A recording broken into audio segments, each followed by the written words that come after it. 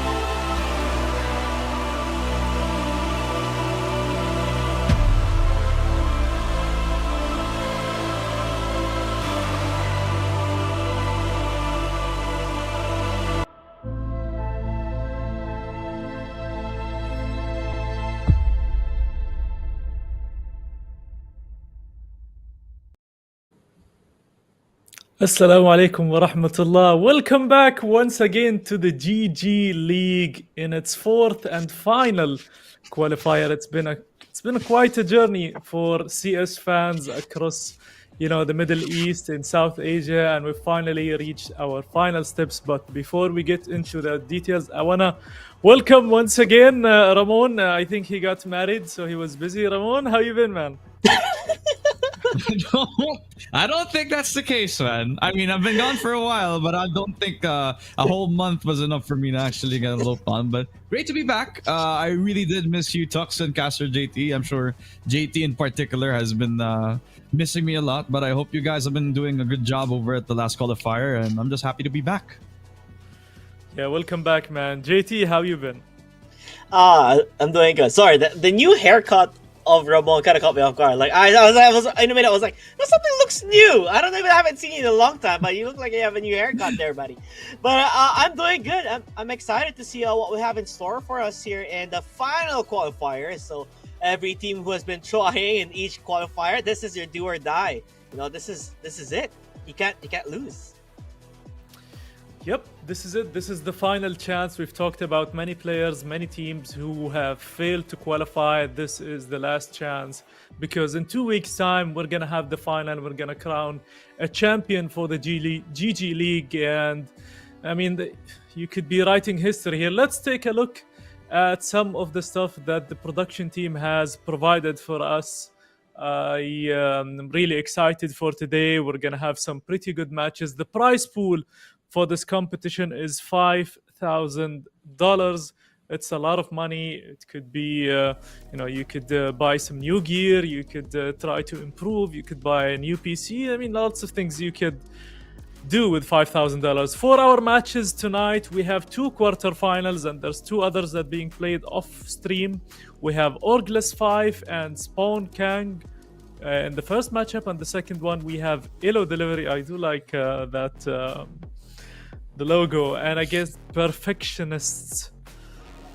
That's going to be a tough one. I mean, some of these names, some of these players we've seen before, such as Orgless 5, we'll talk about them, the Indian roster. And,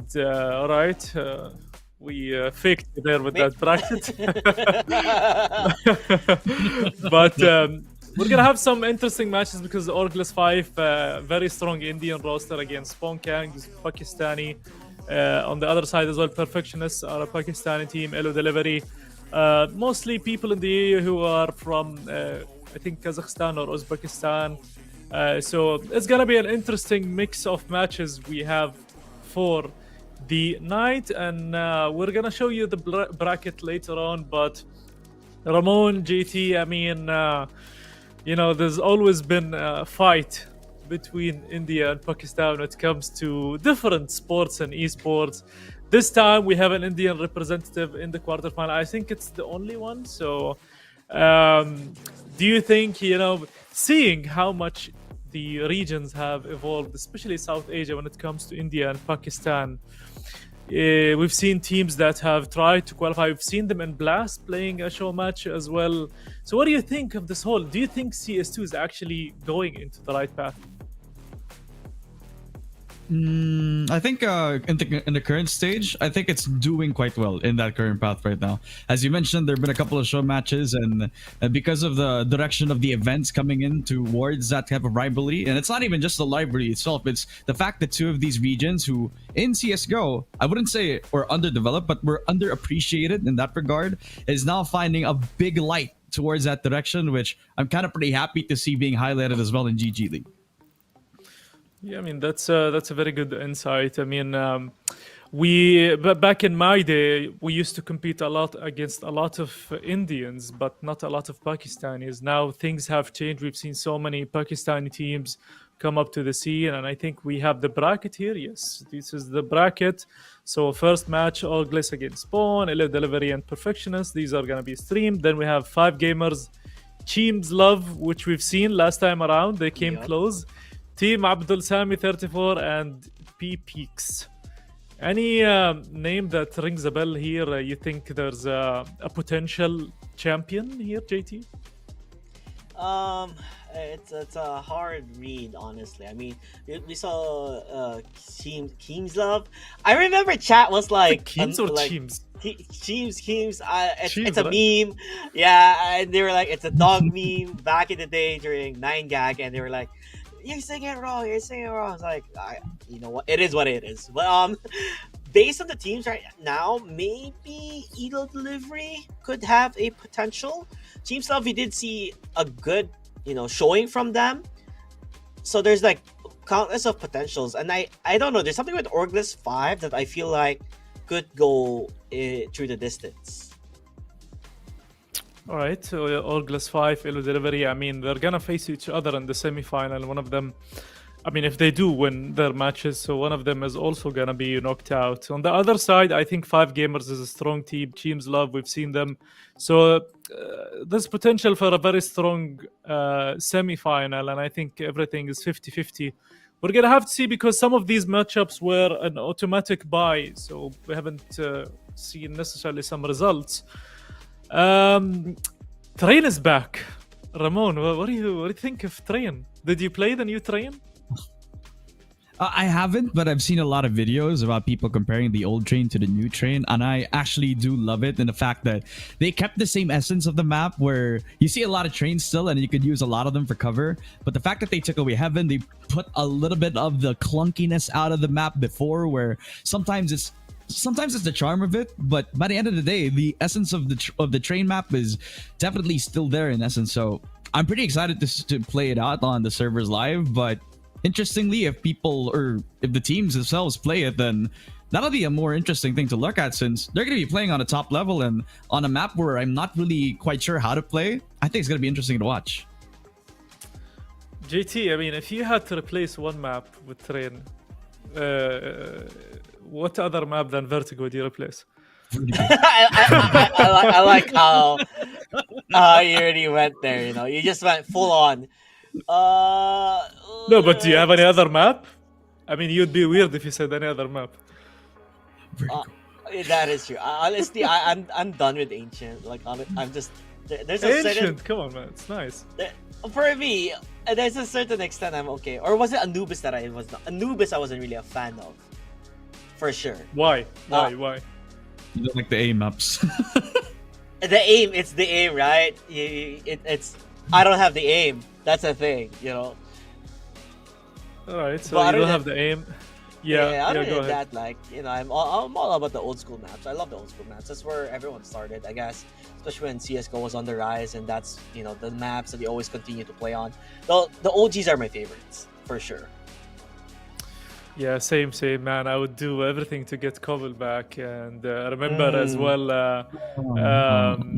Our friend Sneaky wanted cash back. He was he really enjoyed wanted that map. Yeah, he really wanted cash back. But yeah, I don't like cash. I'm a Cobble guy, and I remember the old Cobble where there was actually a tower you go to and you camp there. There was actually one in the middle of the map, and there was one in T-spawn. So it was not a fun map to camp with, because it was such a huge map. I feel like, man, you could lose weight running on that map. But yeah, I think based on the feedback of the pro players as well, they were talking about that. Yes, please remove Vertigo. They really dislike that map, and I think it's one of the maps that don't get played much. But even though I think it got played in the last major qualifier, so. Anyway, Train, good news. We see some action from CS2. We hope to see some action today. Hopefully, we see some crazy matchups, some crazy... Okay, I have the veto, so... Oh, okay. So we have... Oh, we go straight to it. And it's like... So, let's talk about the veto. So, Spawn has banned Inferno. Orgless banned Nuke. Vertigo was picked by Spawn Kang, and Orgless will start on the T side. Anubis was picked by Orgless 5, and Spawn will start on the CT side.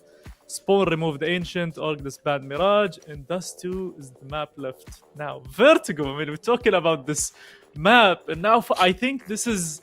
Now we complete the set. I think that the only map that we haven't seen on stream was Vertigo, so Vertigo is here. Ramon, how do you see this map coming? I mean, it was picked by Spawn. Do we expect some... setups and executions, or it's just gonna be default type of playing? I was watching like a few of the Blast matchups about their discussions about Vertigo, and it's an interesting point to put out that a lot of teams, especially if they're not confident facing up against like a stronger opponent, they usually would like to pick Vertigo just to catch their opponents off guard. And I feel like this is one of those things that Spawn Kang would actually like to pull out. Maybe this is a comfort map for them, but it also could be a map that's not very favored against Orgless. So it's either one of the two, but feeling like this could be a game plan for them. I kind of do want to see Spawn Kang want to put out something crazy, or regardless if Orgless are comfortable on this or not. I'm just glad to see Vertigo be first map out, because that's the earlier way that we see Vertigo out is the easiest way for us to head on into this matchup. Very interesting map pick here, and I do hope we see some good CS as well coming from both the teams, because to pick Vertigo, surely you must have something planned. You can't just pick Vertigo randomly and expect things to go very. And it's not one of these maps where it's like Mirage, you just go mid, or it's Dust 2 where you just, whenever everything is locked, you just go short or long. So Vertigo is a very tough map. There's a lot of action towards the A ramp as well. Specifically, there's gonna be lots of B rushes. Mid is gonna be also not a very, let's say, focused area, but it could be one of the solutions to split. But I'm very curious to see if we're gonna see some setups, some proper CS when it comes to executions, whether it's on the A or B bomb site. I don't know, man. Then going to the second map, which is JT's favorite. Oh, look at this. This is new. Fancy stuff. So that's it's so the production team. Misty is the bald guy, and that's Zoro next to him, and that's Sammy right next to him. I would say the guy with hoodie is probably West. So if something happens, if you see a miss shot or you don't get a replay, these are the guys to blame. All right, it so was in I'm our looking power, at guys. Yeah, I'm looking at the chat, and seems like we're about to. There's a minute almost until we go into the game. All right, let's take some predictions real quick here for Vertigo. I'll start with you, JT. Who do you think is gonna win this, and what's the score prediction? Honestly, it's hard. Like, the only thing I remembered was shown on the first qualifier. I think Aim Stars versus Vision X, and they thought, like Ramon said, it's a double-edged sword. When you think you're stronger than an opponent, you can win it out, but sometimes it falls. I still think maybe there's something with Orgless 5 that I think could be stronger than Spawn Kang. So I feel like it's going to be mostly 13-6, I would say. Whoa. Orgless 5. How about you? I would like to say maybe like 13-11 on the side of Spawn Kang. I feel a bit of potential for the Pakistani team, and I just like to play in India versus Pakistani rivalry that I kind of want to go things even. So for Spawn Kang to actually pick up the win here on Vertigo on their map pick, it just tells me that they're going to be confident moving into this. I personally believe it's going to be 13-9 for Orgless 5. All right, so we have 90 seconds. But yeah, I do believe Orgless 5 will win this. I don't know, man. Vertigo is such a risky pick. And then Orgless 5 picked T-side as well. Interesting. Not sure Vertigo is a T map or a CT map. It's one of these very weird maps, but I feel like it's more... with all the changes, what do you think, JT? Is it like a CT-sided map or T-side, with the new additions? It's a map that needs to be gone. I don't like it in general. I agree. No arguments here.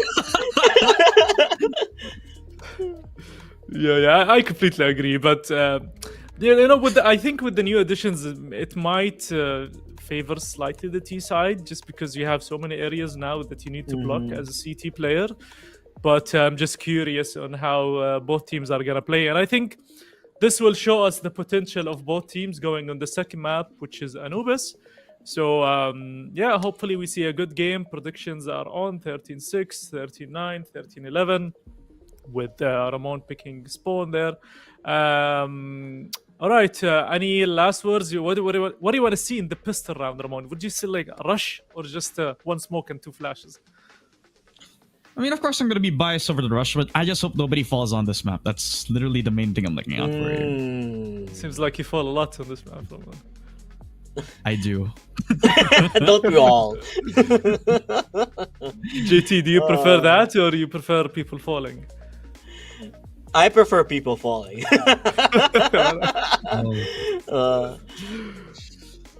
But yeah, no, seriously, guys, do you expect a rush here, a pistol rush or something maybe slow-paced? Oh.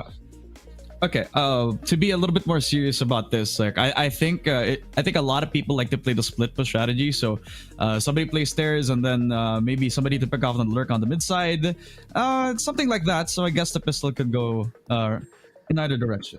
All right, I'll leave it to you guys. Hopefully, we see a very good match here on Vertigo. Enjoy and good luck. Hey, Ramon, Yeah. ladies and gentlemen. Yes, hello. It's been a while, JT. It's been a while. I was gonna say, do you know how Sneaky predicts? He looks at the face-it levels of the people playing, and then he sees, there's one guy who's like low face-it level. They're gonna lose. That's how he does it. So he's like, he's probably gonna be like, there's somebody on level 8 here, and then this guy's not gonna win. Yeah, actually, he did that last qualifier, and he was right with the scores as well, which is crazy, by the way. He's been pretty accurate, but let's see how accurate can we be as they are playing it slow, playing with a bit ounce of caution. But they're gonna go for the push finally, looking for the player, and there's just one stuck in there. Dexter, he does fall down. They try to see if they can retake the B side here, Ramon. Yeah, a bit of a rush in, coming in towards that stairs position itself. And that should take as well in Clouda. He's been expected, but at least he go get the 1-for-1. Defaulter, he has been doing his best work. Just opening up that stairs side, just picking up the pieces from that USP he picked up from one of the players on Spawn Kang. And just as quick and easy as that, that stairs takes something that they've been cooking from the start, from the round itself. Orgless, they weren't the ones who picked the map, but they're the ones who were confident to take that terrorist side. So this could possibly be the thing that they have been looking for from the pistol. And they started with that, the double push up from that stairs position, plus Clouda, the lurker, who really is the guy who cut up those rotations. Hey, we have some new stuff showing up with round predictions from AI, and nothing new with Orgless 5 just manning up and just running gunning. Honestly, how can you stop this? Your confidence is the name of the game, especially when you have the guns up and running. Orgless 5 gets another round in their names, and can easy work. Just quick and easy as that yet again.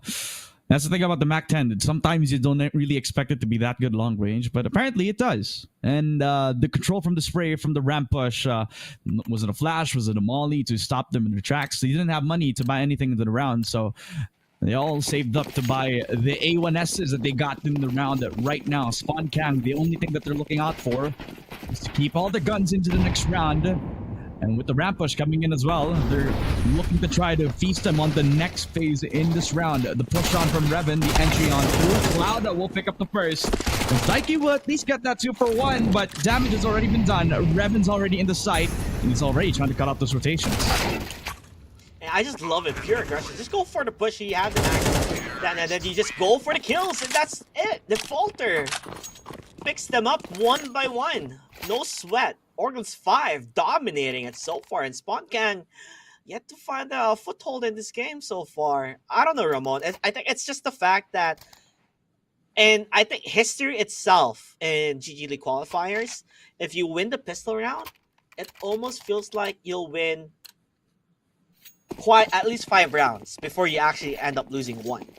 And that has been the story in all 3 qualifiers that was done. Could be the same as the 4th, as you get the kill towards Dexter. Oh.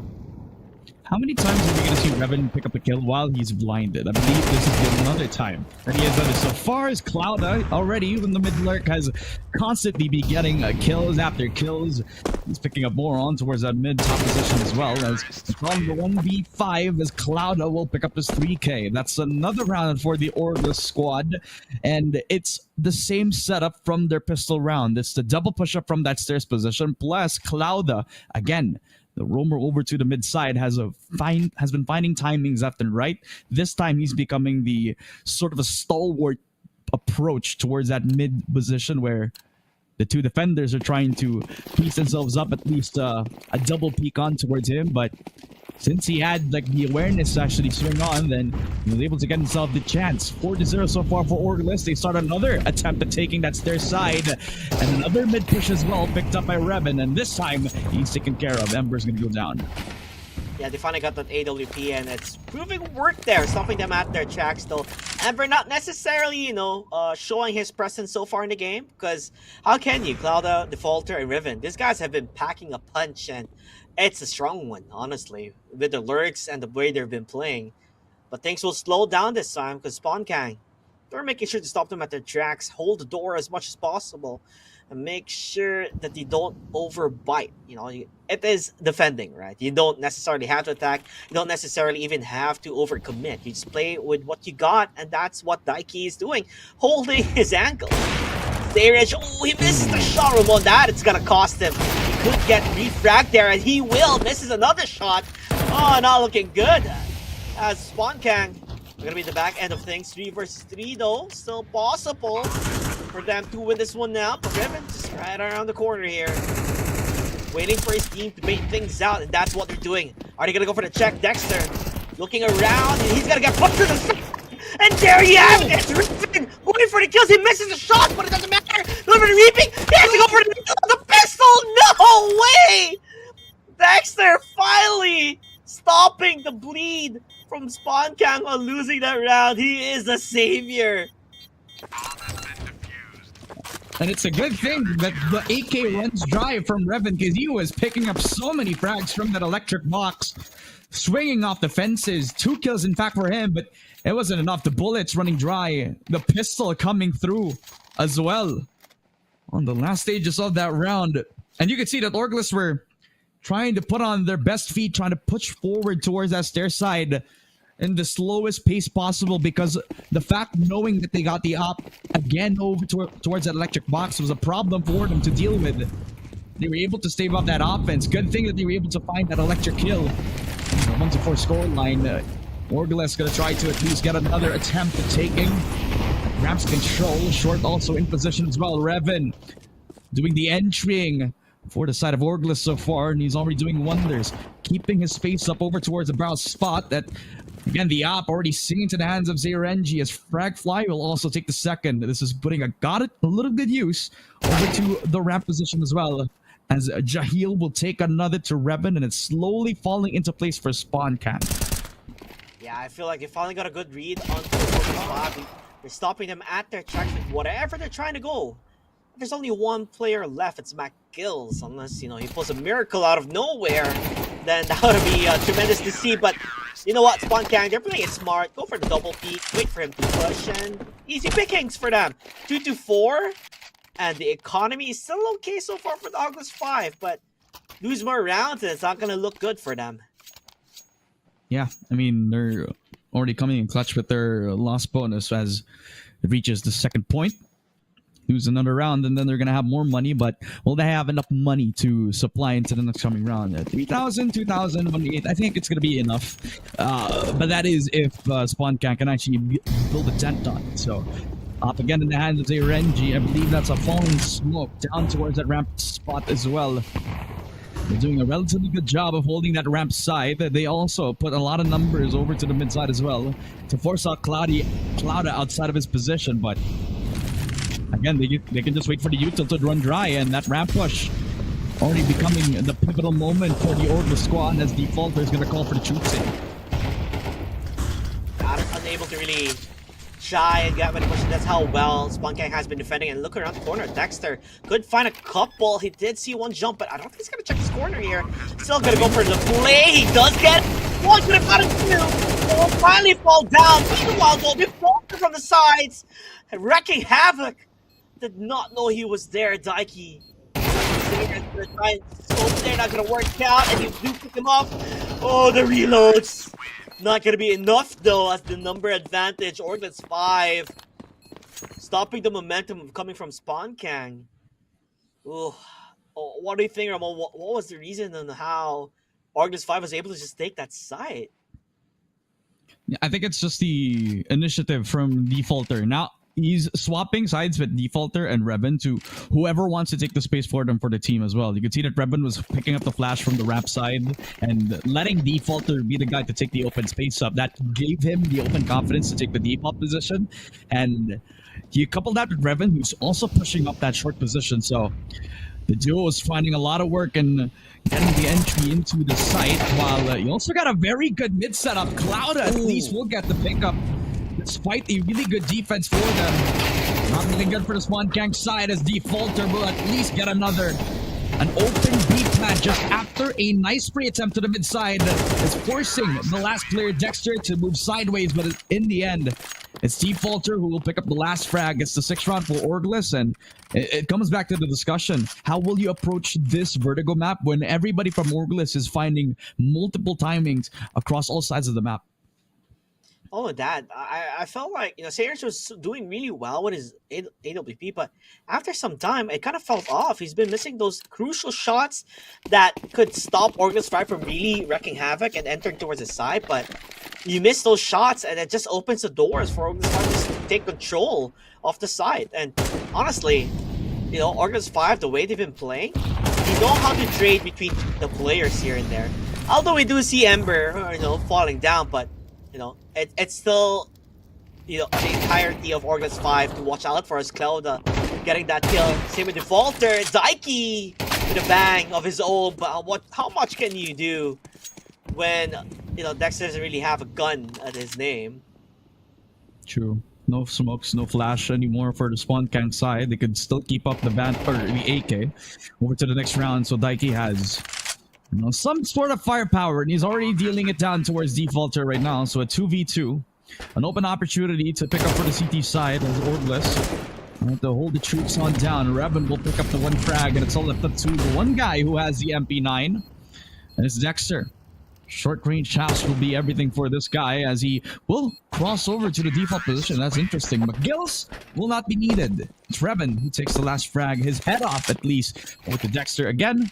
And going back to the fundamentals of the not over peeking anymore, not over pushing. After they take a few of the picks over to the mid side, plus over to elevator, you can see that Orgless are finding multiple opportunities to put their players into a very good comfortable spots, like Clouda over to the mid side, finding very good nice and opportunities as well. And when it comes to the absolute numbers, they can just play for the crossfires, and whereas Spawn Gang, they can rely on their troops to go for that. But for Ember, all it's easy as taking the frag over to frag fly right now. That's the first blood for Orgless, who have been successful in taking multiple first bloods, converting them into it could be a winning round for them. Yeah, I also think it's just an aim there from Akils. He didn't notice he was pushing. He gets one. He does fall down. Meanwhile, on the other side of things, we see Fragfly and Daiki, you know, finding their own step, but it doesn't matter. Riven, he smells him out. Oh, that's your off gun. And it seems like it's not going to stop. As Daiki's left alone. Like I said, this map alone is a double-edged sword. It's good up against stronger teams, but sometimes, even if it's a map that you practice, if they're just so good at playing their game, how can you stop them? Especially when this D side right now is just phenomenal so far from Orgless 5. Yeah, and it's like the product of also the amount of times possibly for Orgless to be playing this map, because it looks like they're very comfortable on the team side at least. They knew what was coming to them. They knew that Vertigo was the game plan for Spawn Gang, and they were expecting that they were going to be playing the proactive game, so they put them on the non-proactive approach. So Orgless, being on the approach of the timing suit them as Frag Fly will deal 2 headshots towards Revan, and with that 1-for-1, it opens up the site despite the first blood. The Orgless are finding multiple opportunities, but Dexter at least makes it interesting, leads it to a 3v3. I'm trying to see where Defaulter is going to be at. He's the man to watch. That he did get tagged down quite a bit, so he might play a bit more careful here. They are staying towards Electric Box, hoping to at least get a couple off guard. Ember does get the kill, but still they're trading things out, and it looks like Spawn Gang will be the victors on this round. You played it well with the utilities at hand, and you know, you maximize with what you got. That's unfortunate because if you remember in that encounter, McGill's had his nade out, and in that regard, that's when the swing comes in as well for one of the retakers from Swan Kang. So that would have been a good opportunity for them to trade off 1-for-1s, but in the end, it actually came down to the multi-frag got for Daiki, who actually caught a beautiful timing from the outside of the smoke. So 3-8. And a good retake scenario as well. That was after they weeded out the mid player. If I remember correctly, that was Clouda who was fished out in the barrel very early in the round. So 3-8 for Spawn Kang. They're fighting back with everything that they have, but it's the last round and a half. And Revan, he's doing well in this mid-range engagement so far. And the Daiki gone. That's one of the rifles, but Easter able to make this a 1-for-1 trade-off. He peeks onto another, and Sirenji will get themselves the second frag. An AK upgrade in the hand as well. And a lot of util, so they can still have a stellar defense from long range. That's what I love to see from Sirenji. He's not get the beam goes for the plane. There's someone on E-box. I don't know if Zelda sees it, but he's able to control his spray. He gets another. No, that's Defaulter. The savior for Clouda. Now he's gonna stay from up above. You're gonna notice it, because from behind, that's where McGill's is gonna be, and that's gonna be 9-3 of the first half, Ramon. And honestly, Orglis 5, no sweat. It felt like there was no contention in this. By the way, Revan, W Gaming does not care if there's a molly. He just rushes, and it caught them off guard. Yeah, doesn't even care about the fact that he was at threat of a flash and all. Just wanted to take the little space for him. But I think that also speaks to how the T-side state has been so far for the Orglis squad, because they recognize that since Vertigo is a map where Spawn King could actually thrive in those long-range engagements, they put the short-range gunfights over to them. And in that regard, Orglis have been taking a lot of abuse of time and time again. They coupled that with the mid push, and it has been working out so far since they swap out those players, and the pace becomes different every single time. 9-3 to start in the second half. Orglis, a nice shot from Clouda. He was the mid king, and he wants to put up for more. It's McGill's who picks it off yet again. And the trio of Orglis looking to have a stellar defense on that mid side as well. And Clouda looks to pick up for more with that USP. Daiki tries to at least reconvene with the fact that he has the pistol in hand, but Fragfly, he's there. He's there to trade it off. It's still going to be a 2-for-2 here. They're going to trap this player around, which is McGill's, but he actually fights back. Hunter? Nah, you guys are all the prey over here. He hunts them down instead. Orglis 5. Gets the pistol round, and what I say, if you win a pistol round, it kind of sets you up for another victory with a bonus round as well. Which, technically for Spawn Kang, that's not what you want to get, right? You kind of want to start in a good foot here in the second half, but so close yet so far, it's not going to be a great victory for them unless they have something to do with the Tech 9s that they have at hand. Well, will this be a rush with the pistols for Spawn Kang? That's a possibility Probably. for them. They want to take this as fast as possible. Daiki with that one opening. That's a one-town. And he holds up with the MP9, but the Tech 9 will overwhelm him. But they still have a sort of defense with Defaulter holding up the mid-space. Yeah, he's rather low here. It's very low, but somehow, some way, he does get the kill with 23 HP remaining. I mean, still, I'm not going to count out, Spawn Kang, because they could, out of nowhere, make a tremendous play unless McGill sniffs them up. I don't seem like it. They're just going to get back to C4 and figure out on where they're going to be pushing. Regardless here, if you were Orglis 5, you kind of want to regroup and recuperate and play as a unit. Or you can take the fight to them, play for the individuals. They go back towards where they actually initially came from, the mid side as well, and it's expected. Ember. And there you have it. That's a quick one piece as Dexter. He reconvenes with one, so that's a quick rush over to the P site, and that also gives info on where Dexter is going to be coming from. But he has an ample amount of time to reposition after bomb plant. Where will McGill's come from? All the way towards the back lines. The flank comes in from him, and the shot all the way towards Dexter was perfectly placed as well. So he will not lose the A1S. That's a lot of damage towards their economy, but in the end, the win is a win for them. 11th rounds for Orglis. You gotta be happy here. I mean, the only reason why Spawn King, even if you win a couple of rounds, the difference between the two is just way too much. And it's so hard if you're always going to be stuck at the back foot. Although it is a tall mountain to climb, but it's going to be a really tough one. And I hate hiking. So, especially on the incline, dude, Oh. that's gonna be tough. Your legs are gonna be in pain. But being at the top of victory, that's the sight to see, and that's the sight what Spawnkang is looking for. But the question is, can they even look at the peak of the mountain? Is the main question here with how they've been playing, and it looks like a good opener though, with Riven finally falling down. This could be the moment, the opportunity for them, Ramon. Yeah, Middle King down, and the Ember is going to look to do the same. Catches a nade to the face. He falls off the map, and Fragfly will do the same as well. 2v4. The hold comes in for Defaulter. He does get the flash, but he wants to take the fight to him. He does get himself another, so a 3v1, and it's all up to McGill's. The anchor on towards B heaven possession, and he is successful in taking down Dexter as well. So they run over to the site right now. And Jahil, he's been pretty quiet all throughout the game, but he's going to be opening some space over to that CP position, and he expects him. That's his 4th kill in the round. I believe it's the 3rd, actually. I'm getting a little too ahead of myself, man. 4-11 so far for Spawn count. Yeah. I mean, he wanted more kills if he can, but finally we do see Sense of Life from. I'd love more for him. Yes, we do. We all do, right? Everyone wants to see everyone perform at their best, but it does seem like it is getting overshadowed with Dexter playing really well. Same with say Renji. Or I actually want to figure out how he says his name, but it doesn't matter because Artless 5. You want to go with a bang if they can. This is gonna be an eco for them.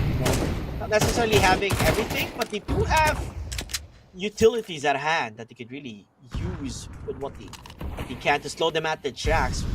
Feels like an up close and personal battle here. This side of August 5, they can't really go for the long gun.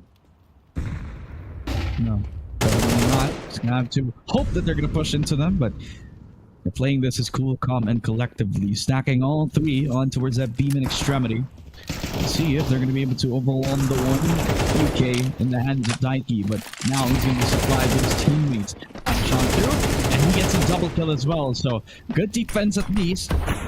But an attempt no longer. 2nd frag, a 3rd for Daiki right now, as the 5-7 will not do anything. A 4th for Daiki on for the ace. Just one more on to McGills, who's hiding inside of the smoke. Peeks on at the right time, picks up one, could not get the 2nd. The MP9 has a lot of bullets, but not enough damage to pick up more than just one. Well, it kind of felt like Spawn King was going to win it. I mean, at the end of the day, you are on an eco. You don't necessarily have the guns to play around. And, Organized just said, let's stack B and just see what we can do. What comes out of it. It didn't really look well. They did have a couple of setups there with a flash towards B, but it wasn't necessarily timed well. So that didn't really flash the enemy team there. But still, nonetheless, though, Orglis 5, they gotta go for another eco here, Ramon. They don't necessarily have the money just because they went for a lot of util buy. So this time again, Spawn King will play with what they got. And seems like another opportunity for them to wrap up some more rounds in their name. Maybe an opportunity for Jahil to actually get more kills than just the 3 that he has in his pocket, especially since the closest that all that he has to do is to pick off these pistols. But on the other side, they're just going to pick off more than they could chew. Dexter.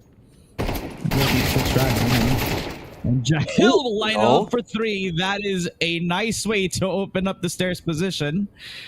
And the quick round ender, unless McGills can surprise us with some wondrous one-taps. That is the main question here. I mean, you said you wanted more kills for him, and he is getting them. Even McGills does not figure out where the player was killing him or shooting him, and he got a freebie out of that one. Still 11-6, not too shabby, not too shabby. Yeah. I mean, what was my prediction? Was it 13? You did. 13. You did say like 13-6 or Gliss. Right. Yeah. Now this time, let's see how spot on I am and the way Organs is going to play this, because when you do get a couple of rounds under your name, it kind of boosts up your confidence, with your team. Like, hey guys, we can actually do this. So Spawn King, riding on that momentum, they could really push forward, because we've seen a lot of upsets, not only in this tournament and this qualifier, but also in professional tournaments as well. So this could be the year of the upsets, Ramon. So like the 210 comeback from 3D Max against G2 that became a 13-11 that just happened this today. I mean, I'm not saying it's gonna happen, but I'm just saying the 13-11 dream is still alive for Spawn Kang as they hold up their defenses, try to hold up any sort of aggressive attempts for Orgless, but they are playing the passive positions. Clouda, I've been calling him the middle king all throughout this match, and with his position, he might be the same king that he is right now. It's an off angle. That's to be expected. That's 1 and 2 from Defaulter and Clouda. I believe it is a chance for them, but Dexter feeds a nade into the mouth of Ember. That's a 4v3 B-site on full notice for Spawn Kang. But the numbers are not reflecting that as a whole. E-box also taken, so the space is there. And the lurk, already an avenue for them as well. But I think they know Revan is already spotting it out. He's gonna go for the peek. He does find it, but Beaver Hill, man, this guy had 3 flags a while ago. Now he has 7. Make it 8 if he finds more. What can stop them? Other than McGills, he understands where the player is gonna be at. Dexter will get a kill, but Beaver Jill won't fall down. He's gonna push him. This is crazy. Oh, yo, yo, yo, yo. 12-6. Orga's 5 on the driver's seat. 1 round is all it takes to say hello to map number 2. Yep, and they're probably thinking about that right now. Dexter just absolute balls of steel, just tried to peek on to 2 players. He heard the 2 of them running towards that direction and wanted to surprise them with just a jump on peek, but what an attempt from him. Takes the frag over to the E-box player, and then when they knew that stairs was already a lost cause for them, they decided to peek on towards that mid position. Did not go in his favor, but definitely respect the attempt from him, but they go back towards that round side. So attempt yet again, and McGill's, he's trying to defend this athlete, flash on in, and not a good opportunity for him as well. Defaulter will try to defend the site, but Ember is the one to at least make the difference. The flank also comes in from Clouda. He's not the mid king anymore. He has to wrap around that ramp position. They are low. I don't think they're gonna spot Clouda. He gets 1, he gets 2, making it to a 1v1. Ramon, the prediction, is it there?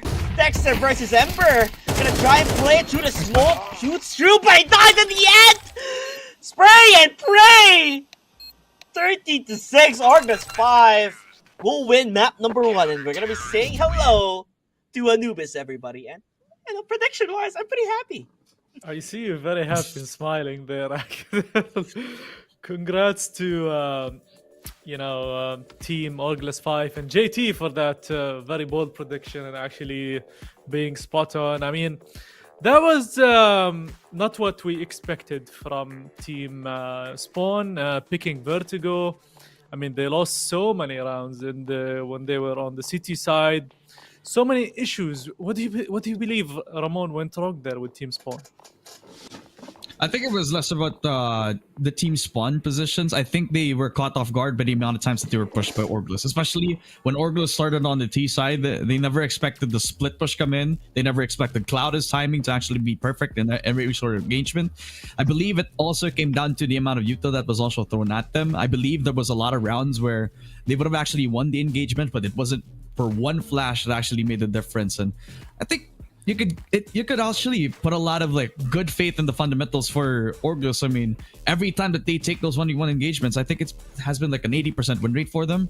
It's been pretty stellar to watch them from the T side as a whole, especially on the swap sides. They were also pretty confident on their defense as well, because in a lot of situations, Clouda wasn't holding the mid side alone. He was with at least one of the players as well. So you could sense the teamwork, but the individual skill is also still present.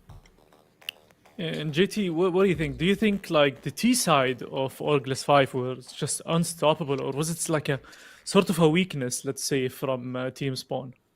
Honestly, Spawn Kang, it was their map pick, and they were not expecting on how well Orgless 5 was going to play on the T side. Because when finally Spawn Kang went to the T side, we did see quite a lot of, fundamentals, really good plays from them.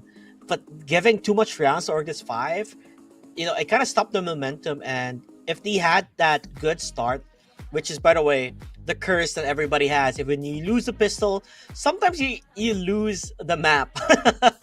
And it always feel that way in the qualifiers with the first, second, and the third one, because the person who have the most momentum in the beginning of the first half kinda has that advantage where they bring it to the second half, and it goes to a certain extent where they won so much round in the first half that they can make mistakes in the second, and it wouldn't really matter. And it felt like that's just the story. And now moving on to Anubis, which is Orglis 5's map pick, and Spawn actually picking the CT side. Now we've seen their city side on Vertigo wasn't the best. Now we're gonna see them also on Anubis on the city side, which is even quite tougher because you have so many entry points, especially on that B-bomb site when it comes to Anubis. So what's the one advice that you can give, Ramon, to team Spawn here if they want to have a good start, actually to win the pistol? So what is needed from this team? I think a big part of that is already a key element of what you just mentioned. Just the amount of entry points that you can head in onto a site is something that they gotta expect, right? So I would want to see them like put all the numbers and trying to fortify that one space in the map. But the thing about Anubis is that there really is like a lot of creative ways where you can try to approach it. Like you can still put on with a split push. You can try to rush on in through the connector side. I mean, at this point, they're gonna have to put on their best work because, from my eyes, even though they were on a map that necessarily wasn't picked by them, they look very comfortable on it. What does that mean to me when, even though they didn't pick it, they could possibly have more comfortable maps? Like, what if this Anubis map is something that they also trained, if not more, compared to Vertigo now? I mean, one annoying player for Team Spawn was Clouda. Clouda has been flanking.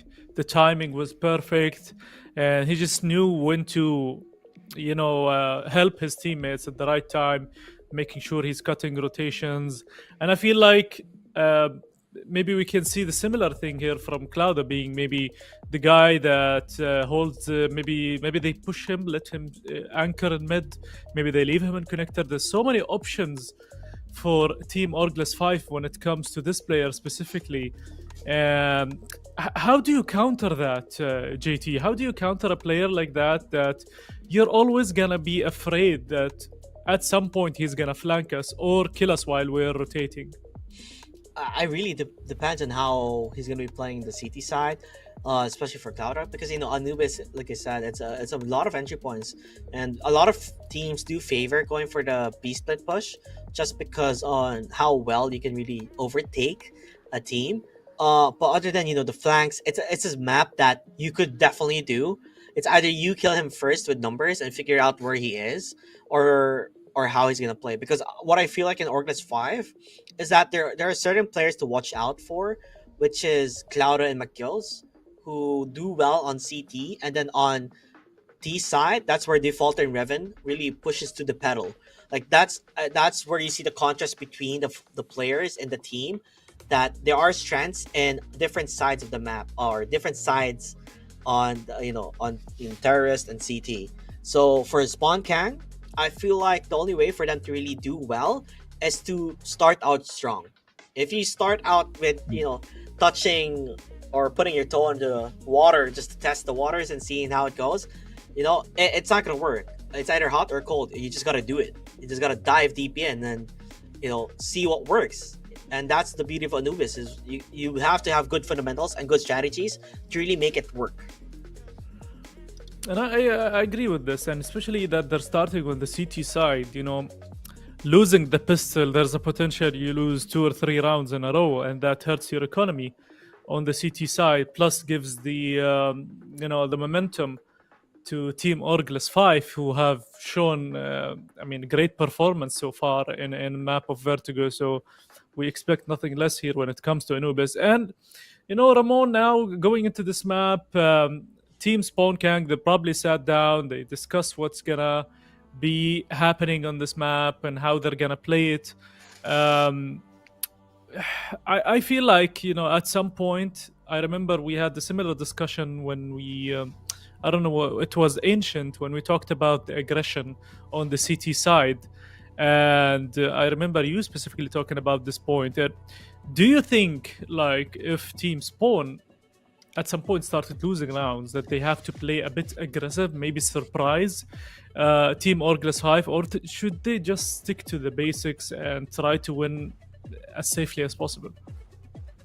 No, literally, actually, I wouldn't want to wait for them to lose and then start to be aggressive. I want them to start being aggressive at the start of the round. Like, literally, if they are going to start on the CT side, which I'm not really fully confirmed if they are, but if they are, then they're going to have to do their best work to try to funnel a lot of their resources and a lot of their thoughts into making a more cohesive line of communication on where they want to start with, like how and when they're going to approach these rounds. They got to start proactively. They got to start pushing outside of water. They had to start like try to fight for IV positions, right? So in a lot of these situations, if you give the space up to Orgless, I think they've proven it from the Vertigo map alone that if you give them the space, they're really going to run at you. And JT, do you believe there is a certain player on the side of Spawn that could be a difference maker? From watching Vertigo, was there a stand player that you think has the potential to carry the team? I think Dexter, Daiki, but in terms of like the op, we did see Sayrange, but he was a bit shaky. Like he would miss really crucial shots, which kind of opened more doors for Orgless 5. So most likely I'm going to be looking at Dexter and Daiki to really step up for the team, because we saw them, especially in the first half of Vertigo, where Dexter was really getting so much frags, but they could not convert it to a round win. So most likely, if he performs really well, then we could see a pretty good upset from Orgless 5 if it's there. You know, it's a big if to ask, honestly. All right, since we have less than a minute to the start of the match, let's go ahead and take some predictions. Let's see if JT can keep up the streak. I'll start with you, actually, JT. What do you believe Anubis is going to be? I feel like it's going to be a 13-5 towards Orgless 5. All right. How about you, Ramon? Let's go even lower. Let's go 13-4 for Orgless. Wow. Right.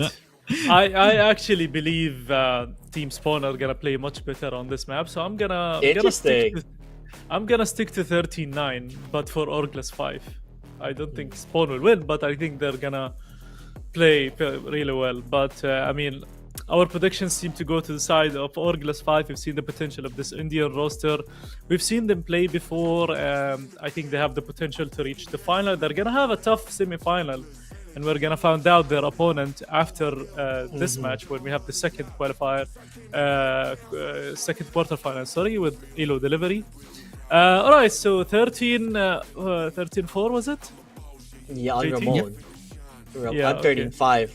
Okay, 13-5, 13-4, 13-9. We'll see if that's gonna come true when we head into Anubis and Spawn starting on the CT side. Meanwhile, Team Orgless 5 are gonna start on the T side. Take it away, boys. Yep, Ramon, here we go again. And map number 2, Spawn Kang versus Orgless. This is the moment for them to actually step up, because if they do, it's goodbye and there's no more qualifiers anymore, Ramon. This is the life to playoffs, and you gotta do what you gotta do. Maybe put the pedal to the metal for the Orgless squad, as it's not even a split up anymore. It's not even the default positions right now, and they're just gonna try to fight up against Fragfly, who actually has the best gun in this scenario. If he plays around with the smoke, the dualies, and dish out as much damage as possible, as Orgless going to take this cool, calm, and collectively. Flash on through. Knows that there's one player beneath the smoke, and he already is revealed. So that's the time for Spawn Kang to try to respond to this with the refrag and Cloud up. He opens up. He used to be the mid king. Now he wants to enter on into the site. Yeah, I love the way he already knew where he was. Pre-fires it, gets the kill, and they're going for the push towards Spawn. Seems like they're gonna get stopped there. As Dexter, he does find one. Could look for more. He's gonna go for a entry here, as Daiki as well getting it. Kinda put Orgless 5 at the stop here. Walter still looking around, playing around. He gets two, looks for more. Has to go for the reload. Sayrange gets as well. Let's see what the Walter has to do. He misses those shots. A Spawn Kang, a much needed win, I would say, in the pistols. Because boy oh boy, have they be failing pistols quite a lot. And this is their moment as the defenders, as the CT here, to put a good start. And you can tell, shooting the bodies on the floor, they're already dead. Just making sure they're double dead. Double tap. It's just a Zombieland reference out of nowhere. It is. In this scenario, the default position has become like a bit of a detriment when it comes to isolating the angle, which in the first part, Defaulter has been doing a good job of using. But by the tail end of it, he kind of lost control on who he wanted to go for first in this regard. We got the good opening from Cloud, who was entering on the site, plus the follow-up from Defaulter, but by the end of it, Renji was doing a really good job of pulling it back towards the Spawn Gang squad, as it's the first round on the board for them. Pretty unorthodox to see. 5-man MP9 buy as they spray onto the smoke. They see one. Will they expect 5? That's 1. That's 2 for Daiki. They get themselves a defense on the mid side as well. Defaulter will get a double from giving himself the Galil itself. 3 versus 3. Timing. Good swing coming from P for Jahil to spot them down. But Ember could be the assassin in Anubis. I don't think they know where he's going to be at. They are camping together. You know, number advantage if you can, but he goes for the fire. Now they know where he is going to be at. Both of the players here from SpawnCan getting ready to go for the peaks, but does it work? Yes, they do. Okay, that was a bit scary there for SpawnCan. Could have lost it. Not necessarily how they wanted it to end, but a good start for them. And seems like Orglet's 5. Not as strong as we thought yet from the start. But this time around, they have to go for the eco because they did go for a force buy. Yeah. It's not going to be an instantaneous save from the last bonus. So they're going to have to rely on the 5-man Deagle buy for Orbless. And in that regard, the Galil definitely was a really good purchase for Orbless because they knew that they were very close in that regard from the pistol round. They can rely on the picks from these Eagles in hand. Fragfly kept this MP9 into the buy once again, and well, they give the space up towards that water position. And I think in this scenario, you're looking to give more smokes to Fragfly, who already expended one of his. I'm looking to surprise him since against one MP9, I don't think 3 Deagles are going to be enough if they're just going to hold different angles at this point. They're walking into him. Fragfly flanks one, but it's not going to be enough to take him down. Tags him quite a bit as well. I mean, necessarily almost dead. He's gonna could go for a push, but you don't want to bite more than you can chew, right? You gotta hold your horses here and make sure they don't go or you don't overstep your boundaries. And it seems like Fragfly, the patience of this man, it could work out. The shots, ooh, could have been big if only they pushed all together rather than go one by one. It looks like it's an interview, everybody. Not necessarily what you want to do. You want to go for a mass interview instead. Overwhelm them in numbers. There's like a bit of a hesitancy because in that scenario where he wide peak, that was actually the opportunity for them to take the mid side as well. So they're only keeping on that connector spot. Plus Renji trying to hold up the long angle, but again the MP9s plus a bit of guns are going to be able to hold off that connector push. And only peak on as well over to McGills, who never expected that Chill was that close as well. Padding the stats. Who now gets himself the 4th kill in the round as well. So 3-0 for SpawnCan. And I was about to mention the disparity in terms of their decision making. You can see that there was one player who decided he wanted to peek, but by the process of him peeking, he expected that there was going to be a double peek with him. But in that scenario, it was only one guy, plus everybody else was walking on towards that connector position. So I don't think communication is there for Orgless just yet. I think they're trying to sync up on this Anubis map compared to the previous. So, Ramon, you gotta give it to them though. It's gonna be their buying round. We're gonna see how well that goes. Fragfly! Holy moly, this guy! They're gonna try and mow them down, catch them off guard. They push towards a molly. They weren't afraid of one. The damage has been done, and they're looking for more. Blood in the water. McGills falls down. And somehow SpawnCan shot them through the darkness. Did not expect where they're gonna come from. Peeper to Hill. Oh, he gets found out, but he does hit Colada quite a bit. He's very low. Could possibly fall down and die. Still a possibility here for SpawnCan to win this one now. Oh, knives out the gun. Goes for the inspect. Dies in the end. The Falter is left alone. What can he do by his lump sum? Other than, back to C4, but he actually fixed it out. He's gonna go for the 1v1s. Does he get it? No, he doesn't. Bada bing, bada boom, bada pow. Spawn Kang. You do win it out 4-0. That was a close one, but I love the way they played this one. A different beast in the Anubis map, man. Spawn Kang already finding these timings left and right, and it started again with their patience paying off on holding up that control over the A main position. Even though it was a good attempt from Orglis since they were pushing with their MP9s, it was an attempt from them, but in the end, they're able to adapt and see where they could be actually pushing, and that connector push was wide open after the encounter on that water position. That's the thing about the CT side on the Anubis map, is that when you're going to be attempting that aggressive play, the lesser numbers means that it's going to be an open opportunity for one side of the map. They push on again. Tech 9s in hand. The rush comes in with the smoke. Cloudna will take one at least. And that also prompts him to take the CD position, which could catch him off guard. But for Jahil, he's going to spray on and he gets one. Defaulter will try to do his damnness. Try to keep the momentum going for Orglis as they plant the bomb down, and they don't expect Cloudna to come from the flank. He does so with a triple kill yet again. This guy entried, pushed onto the mid side, and Daiki will shut that down. 1v3. It's been a massive fight here for Spawn Kang. Caught off guard with the amount of utilities they threw on towards the B side.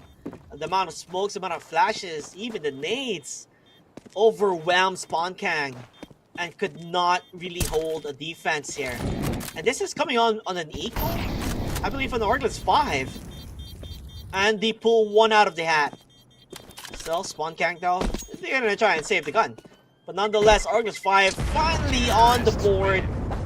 I'm pretty sure damn fine that they are happy that they finally stopped Spawn Kang at their tracks. Yeah, finally just stem from the bleeding. Throughout the game so far, Orglis are happy to take the entry from Cloudna, who not only entered into the site, but he also found himself around that CT position, wrapping around all the way towards that palace spot. And that's a bit of an impact play if I've ever seen one. And it's a good thing as well that they were playing around the smokes given to them by Spawn Kang, because they really wanted to cover themselves inside, since those Tech 9s are going to do well in the short-range engagements. Well, because it was forced onto them, they had to make the most out of that sticky situation. 4-1. Spawn Kang. A bit of a mixed play coming into this round. They've got a push onto the mid side as well. Cloudna has the support over from Defaulter, who time and time again has been there, but not this time. It's Daiki. Again, the guardian of that mid-side position yet again. And Defaulter, he's hesitating. Because of the smoke, he kind of hesitated to peek on with him. Which gave an open opportunity yet again for Daiki to pick that first blood up.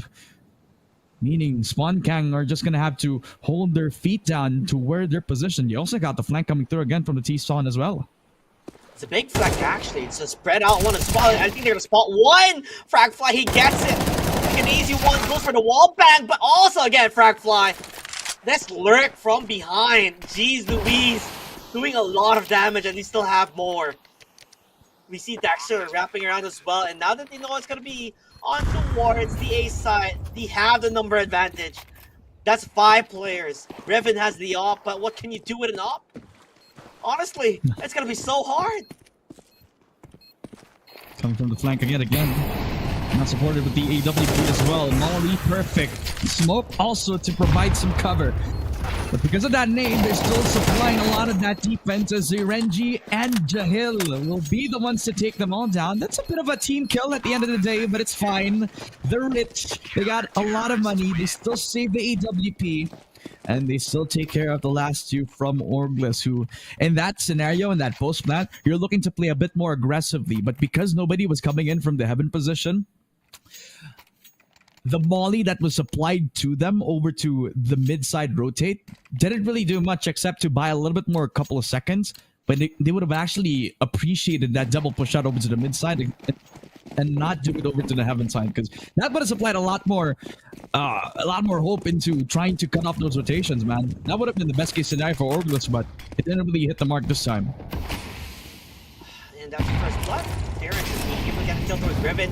Fragfly finding another, and it seems like SpawnKing are in total control so far in Anubis, and I just love the way they're playing.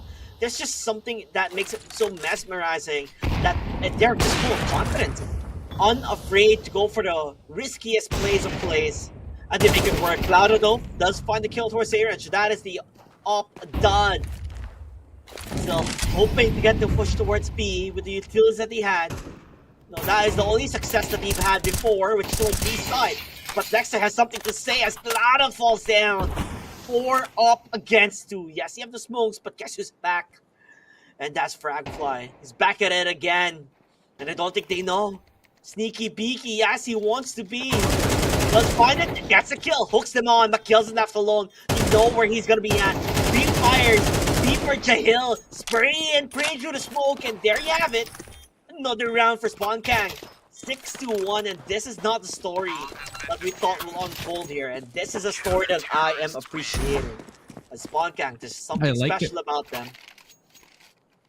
I like it. I like it. They're stepping up. I mean, we already said this, that they have to be the ones taking the initiative on taking these fights alone, and they actually are. They're not afraid to peek onto the gate position. They knew that Orglus were going to be coming onto the B site, and with that information, there seemed to be a bit of disparity in communication when they were going to fight those peaks. The smoke comes down, but before that happens, before it blooms, they peek on to fight off the player inside of that backside. So I would have appreciated if they waited a little bit longer before they took that 50-50, but they decided ultimately they want to take it a little bit too aggressively, costing them the round.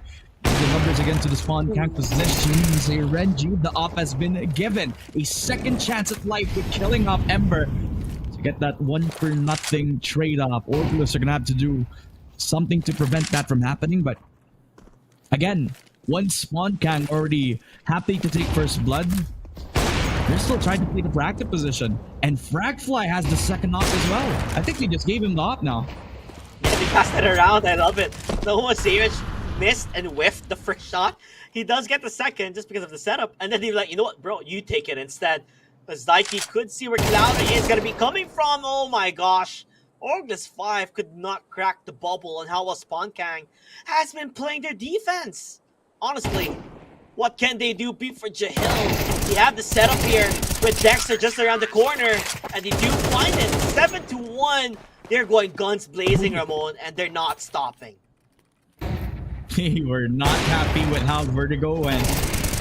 And they're taking all their frustration here in the Anubis map right now. Shots from Zayrenji just trading the AWP back into the hands of Fragfly, who, let's face it, he wasn't really using the AWP from the previous game, so this to me was a surprise. And they handled it like a pro. Anchoring down that A main position, and now also having a stellar defense, holding that connector spot as well. 7-1. And we were talking about this from the pregame. We needed them to step up. But did we expect them to rise from the ashes? I mean, what a way to start, though, in Anubis to rise out of the ashes. Because they are pulling one out of nowhere. I mean, we thought Vertigo was the map where you'll pull surprises. But this time, on the pick coming from Orglus 5, that's when you pull the surprise. And kudos to that, man. Balls to the walls, and they're making it work. Although it's going to be a tech run by here. Molly, Riven? Kentucky Fried Daiki. Does he get the kill towards Riven? Yes, he did. So, I don't know. Maybe too much aggression. But he does have the op again. He's going to go for the peak. Oh, dude, he's been missing those shots, and it's crucial. Now he's left alone. Also, Dexter, though, answers back. Sprays it through the smoke. He gets another with a pistol. It's done. Stop him when you can. But the damage, it's been done. SpawnKing. Boy, oh boy. 8-1. That pause he thought will help.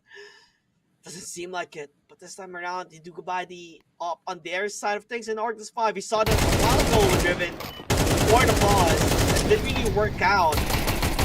Honestly, everybody from SpawnKing, it almost looks like we're watching the Dream Team do a major comeback from, you know, what performance they had in map 1. Yeah, I think we also got to point out that maybe they took the time that they needed in that break just so that they could talk about the team. But never mind, Revan. Really wanted to disrupt the calm at this point in time through the smoke as well. The upshot singing with him, a second frag as well, but Serenji is able to finally deal with him. In fact, the op for op battle has finally been forwarded in the hands of him, but Ember, they got at least the 4 versus 2 in fact as well, as Daiki never expected. It actually expects Ember to peek on from that plat position at least. Now it's a doable matchup for Orgless. Now they got an open site.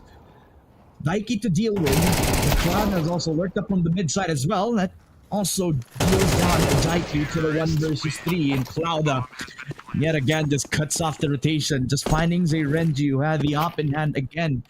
Orgless at least finding opportunities wherever they go. But they need to do that multiple times in a row because this first half has been all Spawn Kang, and how well they're able to hold up the extremities just from the op alone, and the fact that they're also able to hold the extremities just from the anchoring positions. Definitely not gonna do that again. I'm gonna tell you that for sure, Romo. They're not gonna go for the peak anymore. Probably play up their sights instead. Spawn Kang though, you don't necessarily have, even if they've been winning rounds, by the way, their economy is not looking good. I believe one of the players there with Dexter, he does buy a FAMAS. So even if they've been winning rounds, it always feels like, oh, they've been, you know, investing a lot on their utilities. And it seems like that investment though has been proven to be a really good one. If they can continue playing this momentum that they have done, as you do get the kill towards Defaulter. So what a way to start things out for Spawn Kang with the number advantage that they have. Op shot missed on from Revan again, and he's been doing really well on this op, actually, all throughout this Anubis game. He's becoming a bit of a thorn onto the mid-side players right now as he's pulling every part of their attention. You can see the Dexter is not even willing to peek outside of the smoke because he knows that there's a threat of Revan who's pushing outside of it at least. Bit of a reset comes in for Orgless, 45 seconds at least to make the decision. Push on to Fragfly, who has the long angle set up from the heaven spot, or try to fight up the double anchors in towards B. Looks like both of them are difficult tasks, and with the flip of coin, he might look to be the option. A-main, the push is there on the mid. We're gonna get one, but they trade things out. Still, the FAMAS not really gonna work out as Ember picks a quick 2K. Looks for more with a shot, but won't fall down. Riven needs some backup. Has the AWP, the flick is there. One more, he knows where the player is gonna be at. Oh, beautiful check kill. What can he do with the shot? Lock and loaded. Like you said, Riven has been hot with that AWP and proves to be another nuisance when Spawn Kang trying to win one round out. At the end of the day, economy not looking good, but gonna be the final round here of the first half, so you gotta go for the force buy. Yeah, and I'm wondering if they're going to be playing for the aggressive position now, if they're going to push outside of water, maybe try to tunnel them into a mid-push, while you also got a crossfire setup as well. I mean, even in these sorts of scenarios where they're forced into an eco, Anubis is a type of map where you can actually play a lot of like options in terms of what you can do. In terms of the aggressive buys, because now the main is also structured in a way where you can flash your teammates heads on, and well, that's exactly the type of thing that they were trying to do, except Orgless looked like they actually expected that. So they got a 3v3, well, 3v4, to catch themselves over to the B set right now.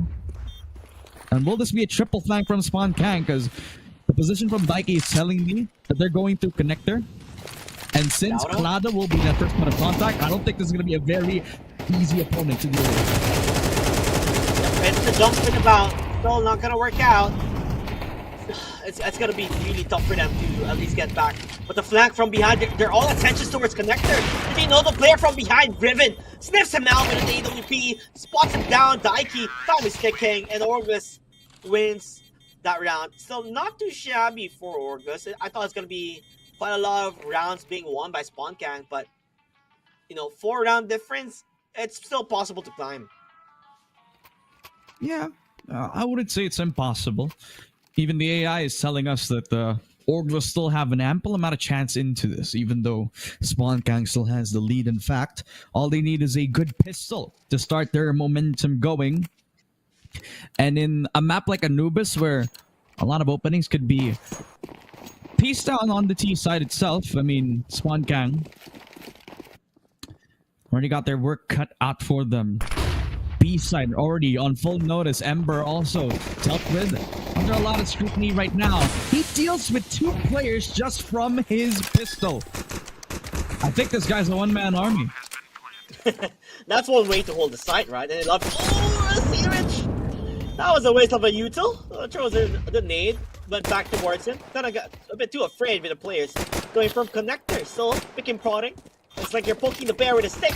And he said, I'm enough. That's enough. He's gonna go for the push and kind of dies because of it. And now the number advantage really proven here. As Orglis will win the pistol round. And that's gonna be, you know, an advantage coming from them with a bonus coming next. As the differences are slowly but surely diminishing. 3-round difference between the two, and Spawn Kang, you know, we saw their firepower. But once you diminish that one out, and you settle it down, it kind of stops you at a full stop. And that's not what you want to have if you're part of Spawn Kang. You kind of want to keep the ball rolling at your court. I didn't see how the entire round went, especially for Ember and how he defended it. But I remember him not having any point of view till no smoke, no flash. He only had his pistol. And the only thing that I'm kind of predicting what happened is that one of those teammates from Spawn Kang got flashed in. And that's when he got his quick double kill. Because there's no way that this guy had no smokes and actually got himself 2 from that. Unless he's actually a god. And in this scenario, he actually really proved his worth on defending and getting 2 before he falls down to the ground itself. That really did just diminish the numbers away from Spawn Kang. And even though, let's say, the nade could have actually done a really good job of holding that connector position, the fact that 2 players from Spawn Kang, who should have been the 2 players that pushed on CT, who pushed on from Palace, that would have been a very pivotal moment for them. But the fact that they fall down to just 1 anchor is just a bit of a disappointing result of what must have been a very chaotic pistol round for them. 5-8, Spawn Kang will be a deagle buy for them. They push on again towards the mid side itself as Rebin will pick up the first frag. They're hunting them down as fast as possible as they take control of things here on towards mid. Although another player is just right around the corner. They do see the shots coming from Belong. Still not really necessarily gonna move here as Clara hard as a rock, because Defaulter is the guy who's gonna be hunting them down. But the Bucks frag fly. Ooh, he misses those shots, but still somehow does survive the reload though. No way. Did he fall off the map? It seems like it. Defaulter will get the final frag there. 6-8. You only lose by kills. So not necessarily something to be disappointed with the way they've been playing. 2 rounds difference. Yeah. And this is where Spawn Kang has to show what they've had to offer, because honestly, it's your buy round. If you lose this one out, you go in an awkward position where Orglis 5 could go for an 8-for-8, and that's not what you want. You want to push on with the advantage you had earlier on. True. And 2 out of the 5 players have kept the Kevlar from the pistol round, so that just means more money from them to save into the next round. That's also an opportunity for the op to come in very early for Orglis. They want to push that as early as possible, but you could also say the same from the water position that Spawn Kang are looking to deal with. In fact, the connector push as well. Revan is so close towards the 2 players on Spawn Kang that it's almost like you're expecting it. A pseudo crossfire as well. A lot of tensions building on this part of the map from Orglis right now, as McGills will need one to cut that with a knife. Does he check it? Does he check the corner? He does! Dexter! 6 cents, bro! 6 cents! He knew he was coming. I love it. And this is one way to start things off, as you're going to go for most likely a B push here towards the connector area. And it seems you're going to get a quick visit by McGills. You do have the flash. The pop flash could be played. Oh, do they hear 2 footsteps? Do you know there's 2 players there? We're going to look at the right side! Dexter! He finds still a freebie, Ramon! A freebie! It was a buy one, get one special! No. They literally made that much noise. They double peeked in to expect them from water, but they never expected that they were that close. Oh, it was heartbreaking. Dexter just taking every single one of them. 4 kills from Spawn Kang. He's 6'9", and Orglis They literally had an opportunity to double peek on if they checked that corner, but they never expected them to come from that. It was after a really good opening. Finding Revan over from that water position, and man, oh man, Dexter taking over, especially after Orgless ignoring that B main position was a good investment from them because then they could focus on that connector spot. But since they already gave the space up to the water position, Spawn Kang just went in, guns blazing. Unfreaking believable on how Spawn Kang has been playing. I mean, you know, Dexter, a genius of his own, sniffed them out, understood what was the possibility of having a flanker. This time around, though, they try to go for the push towards the B side. The shots, it's just not hitting coming from Sayrange. Oy. Still no frag fly. Fragging and killing as much as he can. Brings it back to a 3v3 though. Still, it could be a big A hit here. As they're still getting ready here. Dexter, the man, the myth, the legend. Stuffing things up. Being the first player to push forward as Zyke just looking around his shoulder. Able to get one. Oh, Spawn Kang. Like phenomenal. Oh, no, wait a minute. No way, P for Jahil. He heard him. He knows. He's waiting. He looks for the peak and he dies. He has the C4. That's the C4 gone, Ramon. Oh, that's an awkward position. No, not a timing. Not like this. No, don't tell me to lose it like this, but it seems like they are. Dexter, no. So close yet so far. A blunder from Spawn King. Could have been magical, but did not have the C4 at their hands. They got the A site, but they forgot about the objective. They forgot about the bomb within their hands. An instant delivery would have actually been perfect for them because they got the site. But what about the objective itself? I mean, it was a good attempt from McGill to actually hold up that B main position just because after they got themselves that main spot, they had a few seconds to actually rotate on. Got a good timing over to the defense as well. That waterfall position literally just a good spot for him, at least 7 to 9. Eagles, in fact, again, the Eagles just doing a lot of work for him with a good push as well. From the mid side, just converting to the palace spot. A double from Dexter, a nice molly as well, just cooking him where he stands. But Miguel's just holding up that connector spot, just becoming the king of holding the extremity. But he's up against the two. Already out from that main position, but he still has a bit of gun, so I don't think there's any worries. Abandoned ship. A side is up for the taking. It's free, actually. So, we are going to go take it. Riven, I think he hears all the footsteps all the way as they run down towards the A side. That is where the C4 is going to get planted. Still, could be a possibility here for Spawn Kang to turn things around in their favor. As it seems like Sayrange, I think he knows. But the thing is, if you go for the peak, that's where they are. Oh, he stopped. He doesn't go. Look for the no-scope. He gets it. Orgos 5! I was looking at the Grim, but they're gonna stop them as it goes closer through the distance. 8 to 9, Ramon. 8 to 9. This match was getting very hot here in the news. Absolutely, man. I mean, because they decided to stack all their players on at least one of the extremities, they left that mid side open. You see that Ember and Revan were trying to take that aiming control just from the op shot at least, plus a triple stack from the B side. That gives an open window for them to take that 5-man push from the eco. And finding themselves inside Palace was a crucial push. And a big mistake given up from Orgless.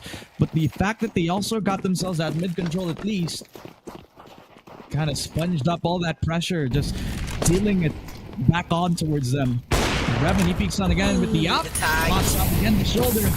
But it wasn't going to be enough damage for him. And the nade actually give that final exclamation mark.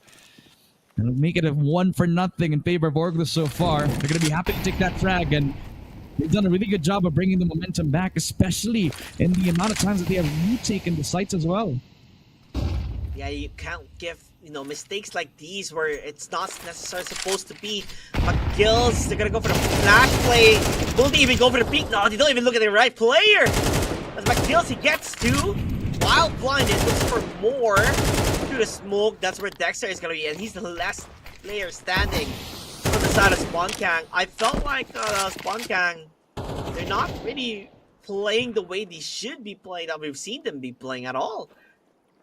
I mean, they've only taken one round, Ramon, in the second half so far. And it's all been Orgla's 5. Just been dominating. A lot of difficulty in taking the side at least. And getting picked off. And this is what I've been talking about. Like, if you want to take the proactive positions, that really is the best strategy for you against a team like Spawn Kang, who really want to put the pedal to the metal. And if you want to fight fire with fire, then you're going to have to care about your positions. Dexter, 1v5, he does go down with 1. Possibly could get another, but Cloud, he actually goes with the ship. Takes care of the last player, Dexter. 9-9 scoreline, and Orgla's 5 have not only made his comeback happen thanks to a really good pistol round on the second half, they also done well to build the momentum back up to catch up against Con Kangoo. Off the back of McGill's perfect usage of map control inside of that connector spot. He's also been supported by Defaulter, who also has been stepping up at the very least in the second half as well. They're gonna probably go for the B rush here as they are. How to get on for rush B, and it seems like it could possibly work out if they play with his strengths. They do have the Mac 10, I believe, already also being purchased to go for the push. Clouda holding the door, stopping them at the tracks. Fragfly does find 2 though. Could be the opener. Defaulter somehow gets 3. Looks for the quad. This guy's not stopping. Goes for the pistol play, and he does not get it though. Ember will be the one closing that one down. It is still an eco for Spawn Kang, but this is when I want them to start with a pause. I think this is when you want to chill things down. Let's talk things through. Let's round our boys up and figure out what we can do. Because honestly, it feels like whatever they've been throwing, it's not working, and they're running out of gas. And you could definitely see it here in the second half.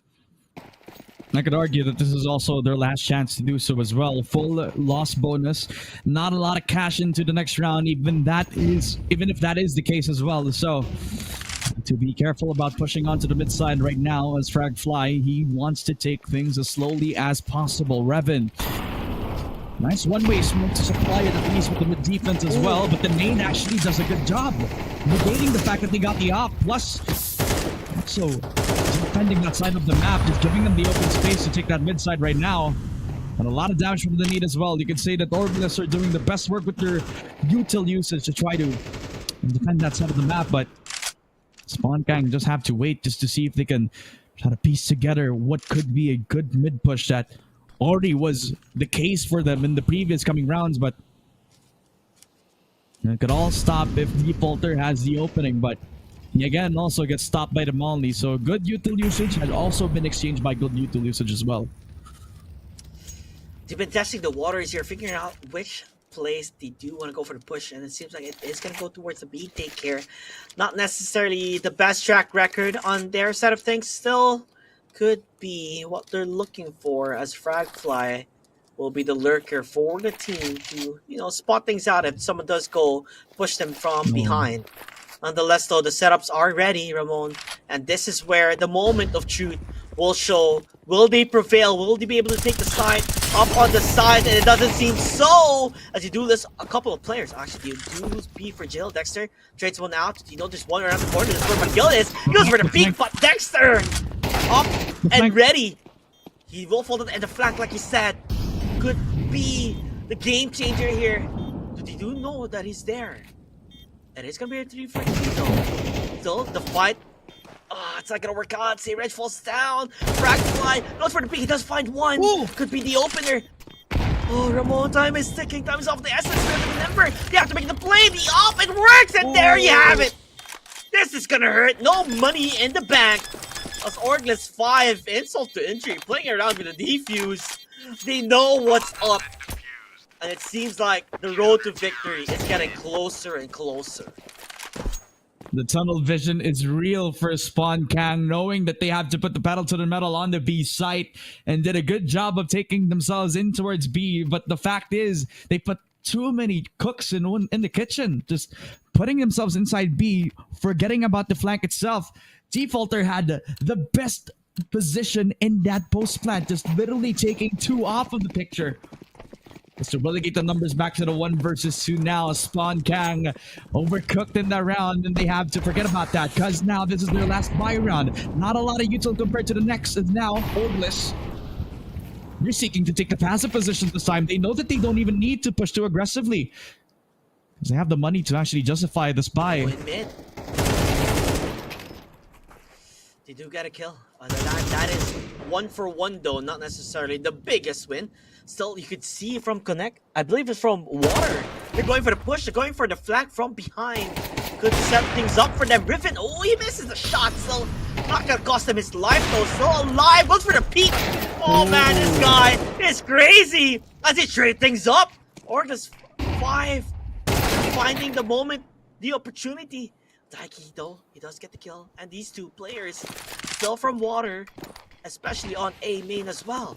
They're gonna go for the A push, Ramon. They're gonna go for the A plan, and you don't know. The trap has been settled. He fights one, a 1v1. Does he know where the last player is? Mac Gills. Oh, he's still planting out in the open. Mac Gills gonna go for the peek, and there it is. Unfreaking believable. Oh, did not have any information at all, and that is match point, Ramon. That is match point. There is no way they would have expected all 5 to be holding the same position. There was 3 people literally trying to fight for mid, the connector being the only point of possibility for them. And in that one breaking point, they never expected at least one from that mountain side and another over to the plat side. Man, oh man. In my eyes, they literally were cooking in that scenario. 12-9 match point for Orgless. They surprised them with their tactics in the previous round, and now they also forced them in the mixed buy. Literally 2 Galils into the next. They could have the most amount of util to fight up against Orgless as they now have to fight and making the most out of the Loba that they previously have right now. Taking something against Revan, who has been holding up in this angle, but Ember's gonna get taken down. Daiki trying to open up the site for the team right now and could win the second. No, not gonna be enough. Defaulter will get the double to shut down their hopes. But Jahil will actually open up the window yet again. Well, he fights another 2. This guy's on a quad. Could go for the ace. My man, not stopping, but still will fall down. But he's done his job. He found 4 kills on holding his side, and now Mirage is left alone. What can he do? Look at the flash play, but the timing. Mac Gills is there to end the day. Orgless 5 looks shaky. Oh, wow. This is sending a message to the competitors that are going to be playing up against in the next round. You better watch out. Orgless 5, it's not going to be an easy, easy peasy kind of win here. You gotta have to fight for it. What a statement to show here, in Orgless 5. From the back foot of things of the first half, and from the comeback, they played phenomenal. GG, well played to Orgless 5, and actually this time I get my prediction right, which was 13-9, and finally something happens. And it didn't look that way, actually. It just didn't feel like it's gonna end that way. I mean, the explosive start for Spawn in the city side, I think it was 8-1 at some point. And then 3 rounds in a row to end the half with 8-4. What happened? Like, it was going so well. They were winning in the CT side. It seemed like it's actually a one-sided match. Ramon, what happened once they switched to the ST side? Yeah, I mean, I think it's like the step up in individuals that actually boosted the morale for the team right now. And in this regard, I think McGill's did so much of the impact work. And it reflected on his scoreboard as well, literally ending at 18 kills. And a lot of those were the amount of times he has defended both sides of the map as well, not only from the anchoring position, but from the amount of times he found timings from the flank as well. Back-to-back rounds, this guy has found multiple stages where he has flanked the opponent, not only while they were planting the bomb down, but they were also trying to find a really good position as well. So I think in that regard, he could be the MVP of this match. I'm not too sure. Defaulter also had really good calls all throughout that CT side. It was looking grim from the start, as JT mentioned that it was a comeback, but a comeback that saw a good ending. It was literally the perfect ending for the side of Orgless. GT, that C4 round. Do you think he was a difference maker there? could possibly be. Honestly, he did not have any information at all. It's the worst part to be and on a 1v1 with having no information. And that's what proves to be, one of the weaknesses I would say from Spawn Kang is that, you start out strong, you have a lot of fuel in the tank, but after some time, you kind of lose it. And the moment you start losing it, it feels like nobody else is pushing other than Dexter, who's been really trying. Same with Fragfly. Like these two players, they really tried their best to push the team to victory, but it's still not enough just on how well Orcless 5 as a unit, as a team, they all played phenomenal. All right. For now, we're gonna take a quick break. 10 minutes. Not very quick, but that's for you to rest and bring your popcorns as we head into the second quarterfinal to find out actually who's gonna play against Orcless 5 tomorrow in the semifinals. So 10 minutes and we'll be back.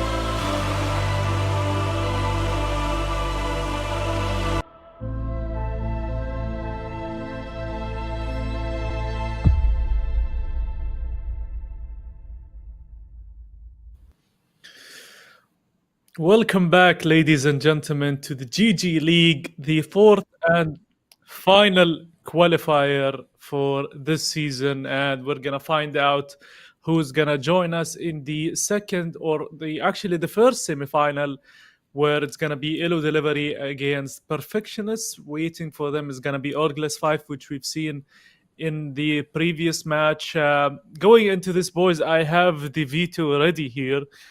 And actually, I'm gonna let you guys predict the veto. So, Ramon, what do you think the first two maps are? Okay, I think I'm gonna try to see. I'm gonna predict that one of them actually banned Mirage. So the first pick, maybe I want to see an Inferno game. So maybe an Inferno game, second game. Maybe we go to Vertigo and possibly an Ancient Decider.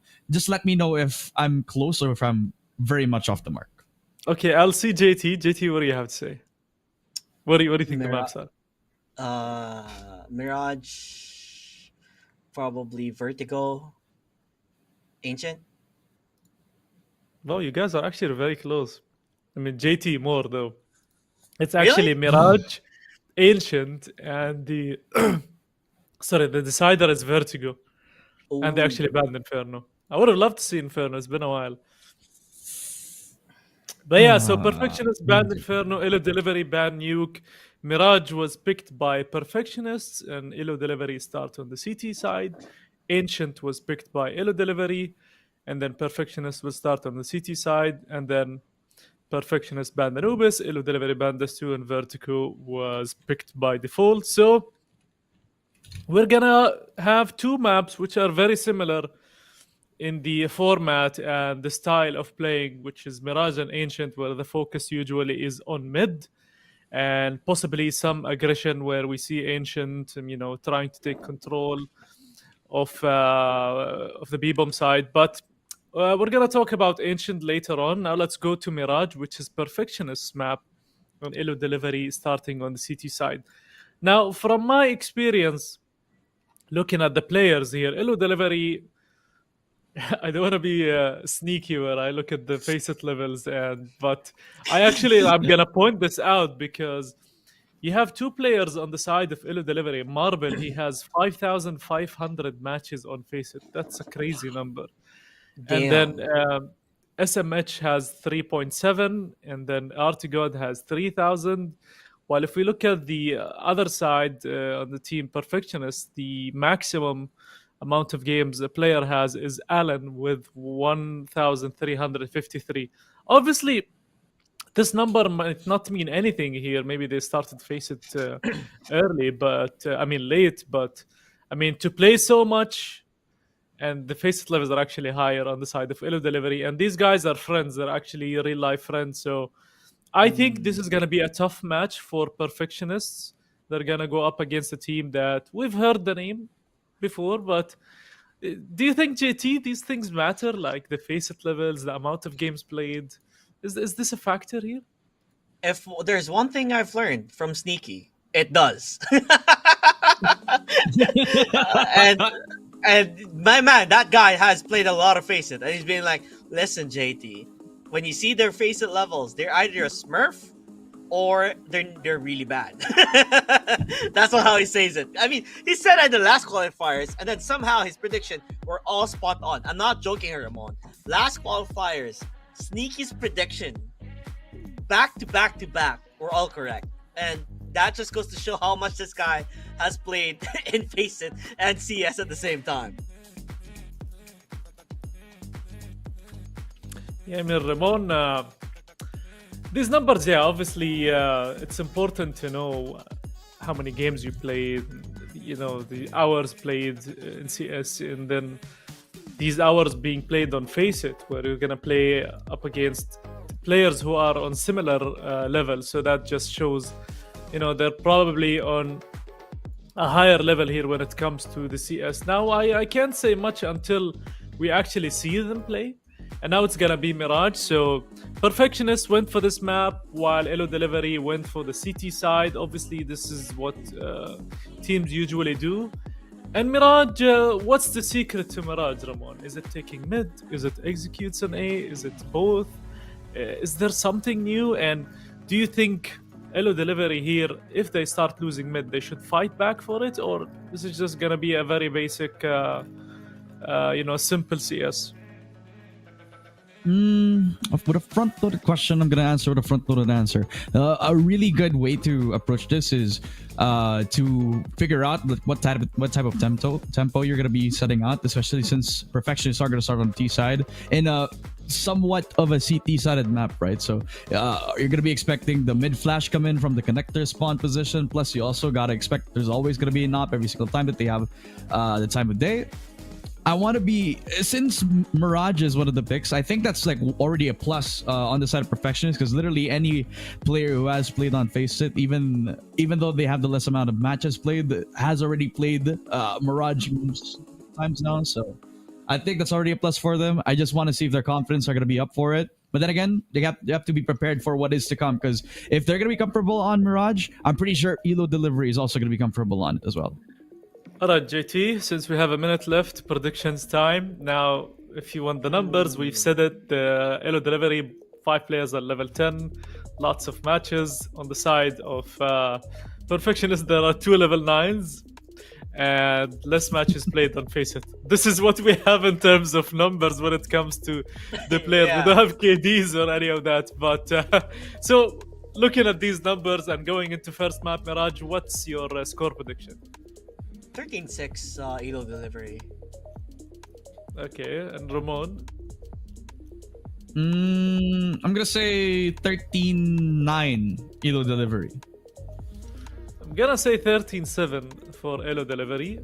Even though this is the map of Perfectionists, I mean, everything, you can see everything from the pistol round and how it's gonna go and the confidence level in terms of team Perfectionists. And I think Elo Delivery could feel the pressure if they start losing rounds as well early on, but they are on the T side, so less risky for them. But hopefully we see a really good match here. Mirage is a map where you can do so much. You can fake, you can take control of mid, you can split push, you can do so much, and vice versa on the CT side. You can also fight in middle. You can try to have these aggressive play with the AWP. I think AWP is going to be a main factor here as well, if he's a Joker type of AWP that moves around, ticket, mid, B. So it's going to be an interesting matchup. We, all 3 of us, predicted it's going to be Elo Delivery to take this. I hope Perfectionists can prove us wrong. I always like when teams actually prove us wrong in the match. I think it is time. So Ramon and JT, Mirage is all yours. And we are here, ladies and gentlemen. Elo Delivery versus Perfectionist. And what a way to start this, by the way, Ramon. Perfectionist going to be on the T side. And if they are Perfectionist, this map is as straightforward as it gets. You need to have utilities and you have to play them at perfection. The way you execute is what matters to set the tone or the pacing if you could win this one out. And it seems like Perfectionist, they have a bit of a plan here on towards mid. Yeah, underpass push just to see if they can supply with smoke.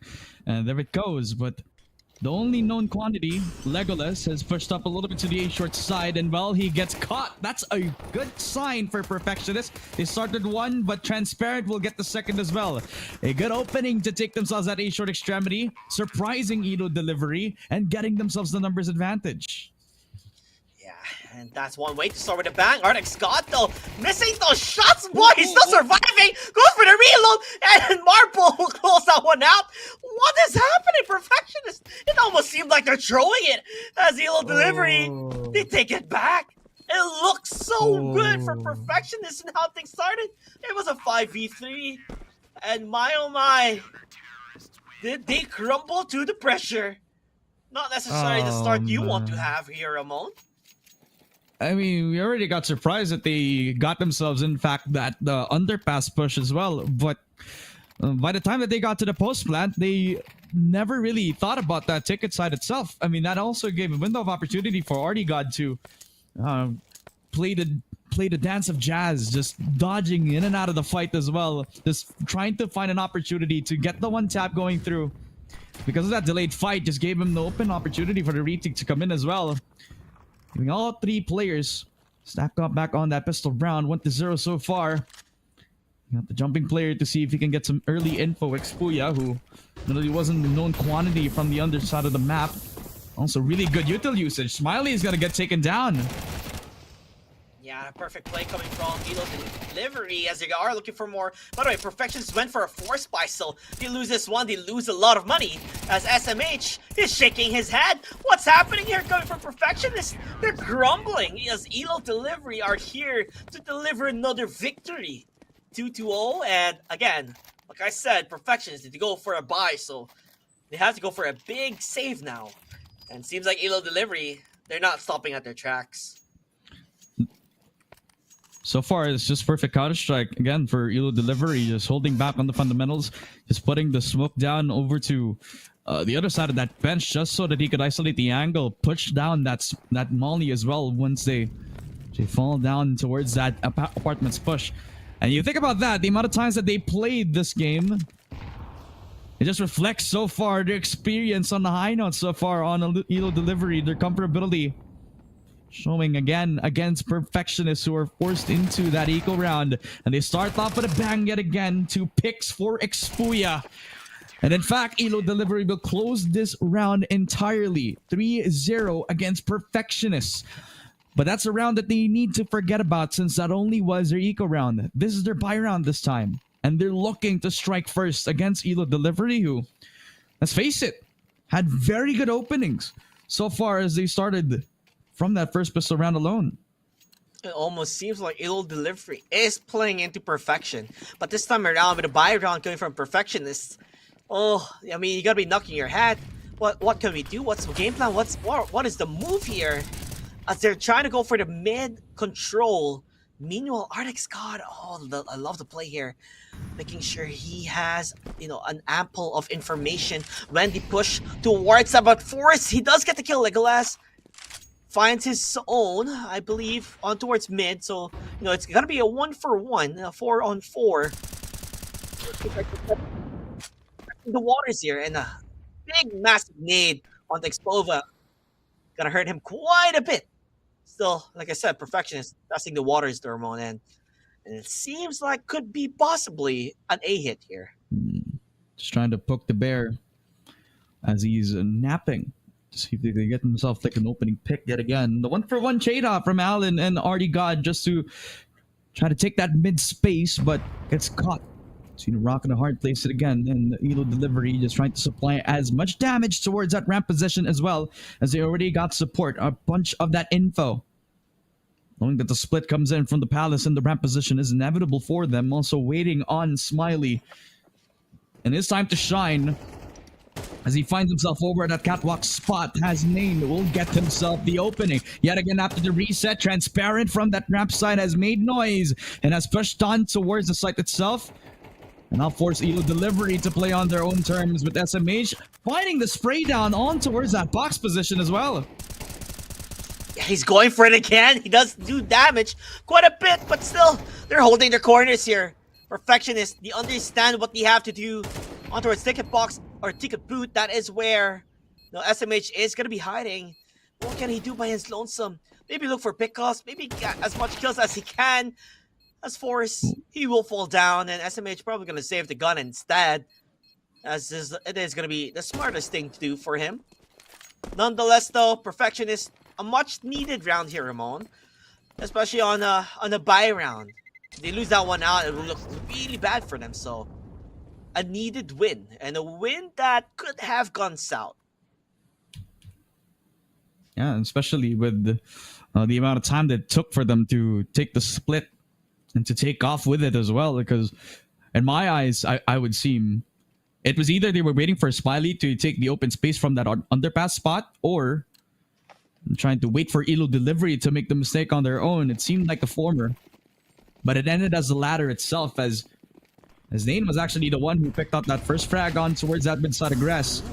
As Elo delivery are looking to take the fight to them, pouncing on that mid-aggress, flash on in as well. Expuya does take a few tags, but gets shot again from Allen. Doing a really good job of neutralizing the threat. And evens it out yet again. Marble and Legolas also doing a lot of work to take that damage on. And a 4v3 in hand as Perfectionists. They look to reset with the numbers disadvantage. They got a kill towards apps and mid top. That will be the A take this time with the utilities they have at hand. Onyx God just waiting for them to go for the push. Waiting for the opportunity to see if he can find a player. But then again, they're taking their sweet time here as they set up the utilities. Onyx God finds one, SMH finds another, and there's a guy in Palace. They know where he's at. There's no way he can hide, even the USP being used. But nonetheless, though, Elo delivery, I don't think they feel the heat at all as Perfectionists in the C or in the T side. Boy, are they burning hot as Elo delivery are keeping things cool on their end as an advantage that they have 4-on-1. And the money advantage, the money in the bank. Perfectionist. How important are the utilities here for a map like Mirage? It's all about the util usage and how well you use them. And it seems like they take way too long to set things up, Ramon. Not only that, they're also taking a lot of time to clear out the spaces, but hold on, that mid-aggress, just so that they know that they only had the ecos in hand, but Expuya, before he goes down with the ship, gets 2, but Allen wakes it up with a triple. This guy on the Deagle is on form. And they have an open opportunity to get the AK upgrade in hand as well. So Elo delivery have to try to reset on down, but Artie God has already made this doable with the 2v2. Unbelievable. It was looking crazy for Elo delivery. Maybe they thought they could have it just like that, but they made them work for it. As Perfectionist with that eco-ish kind of mixed buy as well. I believe he saw an AK bot from Transparent, maybe because he did have the money, and that's the reason why. But nonetheless, though, it almost looked shaky for Elo delivery, but they're able to push through until the very end. Perfectionist, they go for the scramble play. Not necessarily the best, but you got to do with what you have. This time around, though, they do have the AWP, so maybe mid-control is going to be okay or better for them this time around as SMH. He goes for the peak. Could not connect it to the body, so he could not get that kill. Still, though, the number of weakness from Perfectionist has been their slow pushes. Yeah, I'll say this. Allen has been doing so well in trying to take these gunfights as well. Expuya actually gets one frag. To follow that up, they need to kind of try to get some more pressure outside of the map. They've been trying to take the top very early on, but I kind of want to see a little bit more pressure from one side of the map, and that's what Smiley has been doing from that ass position, just trying to call the attention from util. And even though he's swept off, he can still actually make a lot of noise, try to mask the attention, see if he can get SMH to actually rotate onto his side of the map, just so that the mid side could be easier to take. Trying to take the AWP out from that mid-top position, but it stands alone in the 4 versus 5 for Perfectionists this time to actually make the move for themselves. The closest thing that they can hope for is that Expuya actually loses out on the timing. He's the connector player. And the only thing that could stop him is if Alan can hit the molly on that one side of the map, but that can also like gatekeep them from taking that side of the map as well. So 30 seconds to make the move now. They're also huddling up for the split push. Time is off the essence here for Perfectionist. Maybe waiting too long. Like Expuya, he understood where they are. He's been, grooving around left and right to look for them as Expuya.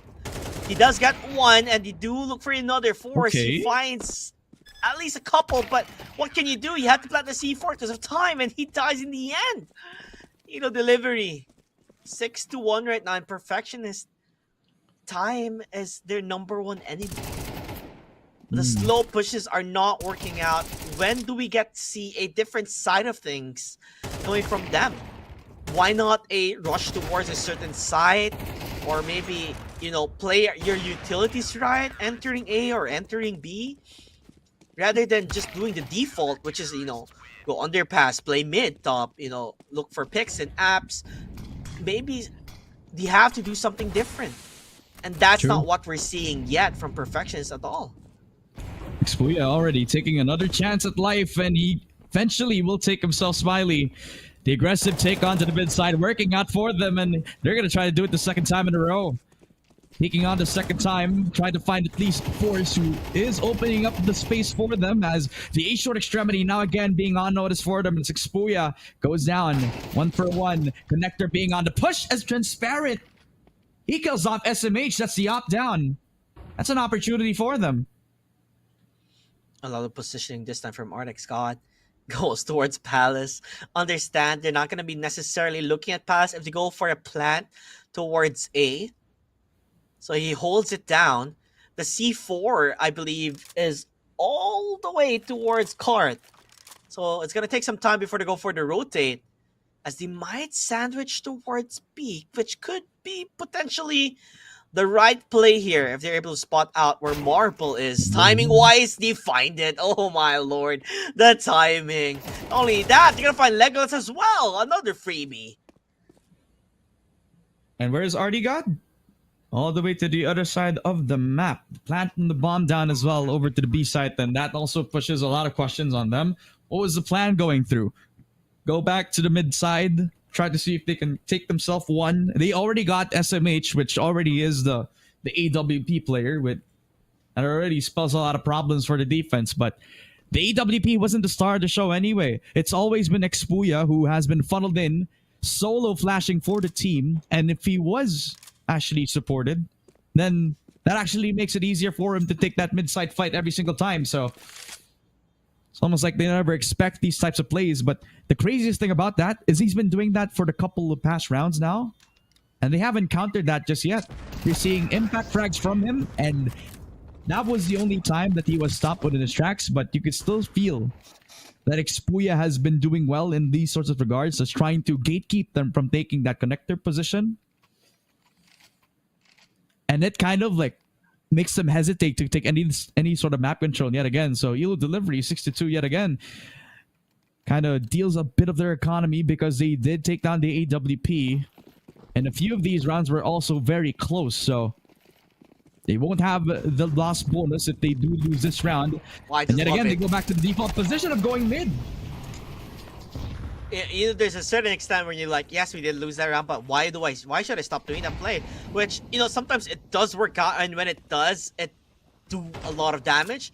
But this time around, they understood what they keep doing, and they make it work. Meanwhile, SMH, does he know Smiley's just right around the corner? As they are pushing towards B, this guy's still holding it. He feels like there is someone there. Well, he's not wrong, but as a matter of fact, will Smiley even push? He pushes instead! You love to see it. SMH looks for more. Oh, wow! Okay! We have got a game here! We got a round! Heal delivery! SMH could be the guy who wins it out for the team. Not gonna count him out yet. Did he know where he's gonna go for the push? But I think the footsteps have been heard. They might play it smart. We're gonna go for the double peek. But nonetheless, though, SMH decides, you know what? I'm gonna back off, save the gun, get the AK, and let's just say even Stevens here. Yeah. I think this is the only time that you're seeing Hasnain debut the AWP on his hands, picking it up from SMH's little clutches from the previous round. Getting 2 picks, in fact, as well from that mid side, just surprising them within their tracks. And like we mentioned, that mid side push from Xpuya, it needed to be countered. It needed to be taken account for. And this is one of those rounds where Xpuya got expected. So that flash coming in, it was already dodged from it. So people from top mid just taking control of that position. And even after the push out from Xpuya, they were still willing to take the fight from that A short extremity, which was an open opportunity for Hasnain to surprise him with the AWP. Rounds like these where perfectionists needed some time to download what was the strategy for Elo Delivery was definitely key in those moments. But Elo Delivery could still try to pull out tricks where they haven't revealed in the previous rounds, and that's where perfectionists have to expect this. I think we can take some time, though. I mean, there is going to be a pause right now. And this is the time where you start talking and speaking on what we're going to do on the next round or the next buy round coming from Elo Delivery. And maybe you got to take a chill pill here from Elo Delivery. You don't necessarily have to, put your foot to the pedal and just go with a bang. Sometimes waiting, patience is going to be a virtue here for Elo Delivery, and wait for mistakes to happen coming from perfectionist, because they keep on playing on towards mid and they capitalize the aggression that comes from Elo Delivery. Once you keep doing the same thing round by round, they can understand, oh, okay, so this is how they played it, and then we recounter that, and we can tell with the flash that happened, the way that Elo Delivery were setting things up for Xpuya, it just didn't work out because he just dodged the flash. This time around, though, I do want to see a different side from perfectionist as on how well they can use their utilities on towards A. And the funny thing is, SMH, he's already pushing Palace. Yeah, and same could be said as well from the Apps player. Like, look at Xpuya. From the connector side, now he's all the way over to the Apps position, switching positions with the Marble, just to confirm that they want to take the fight to them. But that's also an opportunity for perfectionists, just taking A as quickly as that. But that's also opening the opportunity for Elo Delivery to take the flank, possibly also rotate on from the jungle spot. Then, well, Marble will take one, but that also opens the trade coming in. And that's pretty big. And they still don't know where SMH is going to be. He finds 2, actually. A good opener. Allen and Hasnain able to find a set of their kills. But still, could it be enough up against a 1v2? Could possibly, as they go for the 1v1s instead. And there you have it. Elo Delivery, they've been at the back end of things as perfectionists. Somehow, some way able to clamp things up. In terms of economy, though, does Elo Delivery have enough money? It does seem like so. So this is where they could really put a stop with SMH with that AWP. Could be the big difference here. If they can stop them at their tracks is the main big question mark. As perfectionists continue to take advantage of the mid, as a quite loss of confidence from Elo Delivery on the way they've been playing. SMH, he's going to peek on, not from mid top, but all the way back on that P short extremity. That's a tiny pixel. If he ever finds it, but he decides not to go for the repeat. Could be too dangerous for him. Ramon, they're taking their time, and I don't like it when they take their time.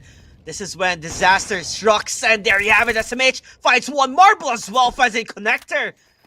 Oh, they're like scrambling ducks here, Ramon. Out in the open, not sure what to do. I like that adjustment.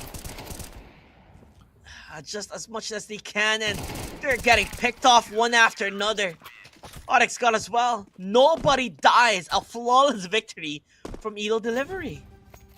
And they take a double op setup as well. And what I was about to mention was I like the adjustment from SMH, just fully expecting that the same smoke over to the sniper's nest was going to be put round after round. So he decides to change up his positioning all the way from that sniper's nest over to the B short extremity. And like you mentioned, that tight pixel angle was what he could have actually used, but he instead decided to use the ladder room as his own angle as well, surprising the player below heaven. And actually taking impact as well. Xpuya back to his dastardly ways, taking advantage of the flash, and even gives the flash for himself. He spots 3 players on cart, eventually goes down without a fight.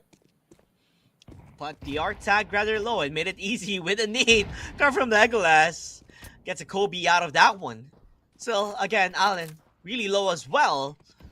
So what the play there coming from Expoya, it did do a lot of damage in the end of the day. And that's what matters the most, especially since it's the final round of the first half, which could possibly be the one that kills Perfectionist as Hussein and Alin being able to get a couple here, but Legolas will stop them at the tracks on towards Apps. He's still going for the push. Legolas understands where they're going to be coming from and already calls backup. Look at the map, Ramon. They're already ready for B. They're ready for them to go for the retake. Asainto has something to say. He gets 2! Oh, could be more, but the Molly, it stops. Making a 1v1 Ardex. God, don't tell me you're going to use a pistol. No way, Jose. That's not how you're going to win, is it? Oh, he takes it. He gets it. Oh, my lord. Throw that up. Throw it away. I don't need it. I'm going to just use my pistol. Easy peasy. Doesn't care about the AWP.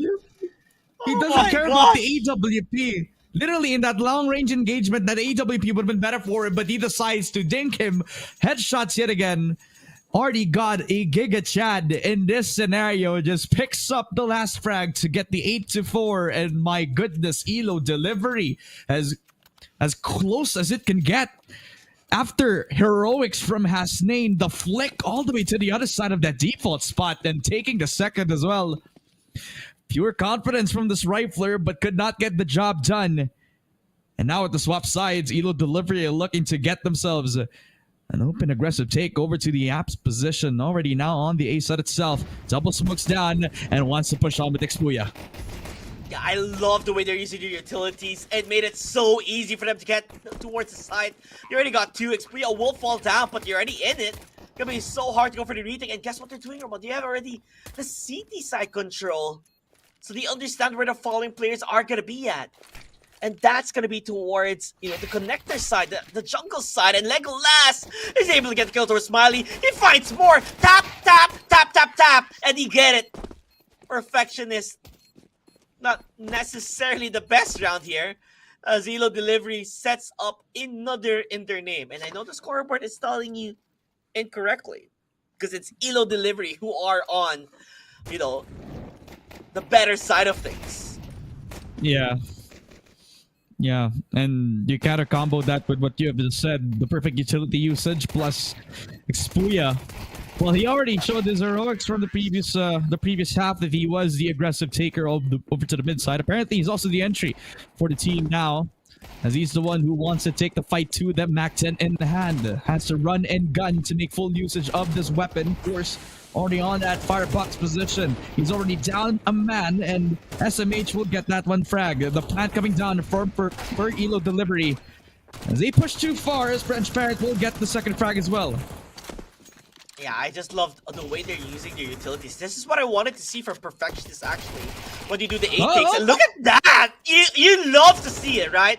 Pure on confidence, even jumps through the smoke. This time around, Legolas may not have the perfect aim, but still gets the kill. Gets the job done. I think that's the most important part of things, right? As Elo delivery, look at that, Expoya. W Gaming just pushes it to the limit. He may fall down though, but you can tell just the way they're playing, right? It's just pure confidence. You understand that they can't stop the raw firepower coming on their end. Yeah. And in that scenario, when they're trying to play against the firebox player who actually is a big detriment towards the ramp players, that's when the Palace player strikes on them, and that's the best place for you to actually counter the firebox player, right? So that's when Expuya could actually push outside of ramp because they had somebody from Palace to push on with him. And I think that's the beauty about a coordinated stack like Elo delivery have been playing for I wouldn't say a long time, but they have shown their chemistry, especially in the C side where they have established their roles and who they want to push as one unit. So SMH being that pass player, plus you got Expuya who really has shown his entering prowess so far, not only in the C side but also on the CT side as well, cooking up pretty much a storm, especially in the start of this this terrorist side for Elo delivery. The kind of adjustment I'm looking out for is how they're going to enable Allen, because he's been doing pretty well on the fragging department ever since we started the second half, but we're going to need a little bit more than that. Not a lot of utility to stop their push forward to the Rams position, which is telling me that Elo delivery could actually have a lot more options on their mind. Don't even need to push on ramp anymore. They could just use ramp as some sort of like a bait setup to actually force out that utility, and then just push on another side of the map, which is commonly the play in a lot of like Mirage games as well. It could possibly be that they had to play. Okay, I thought Expoyo was not there. Does come back eventually. Wasn't there an issue with the pause if you buy your full armor and then you disconnect, you lose that full armor? There was a time that was the case, but I think I think you've noticed that CS2's been doing a pretty good job of like patching those out.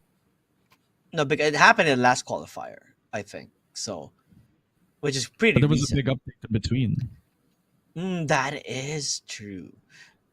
That is true. Okay, so it looks like he's gonna be okay. He is gonna have that AK, and they're gonna be ready. And I think they shouldn't stop what they're doing. Go again for the push towards A, just because of how well their execution has been.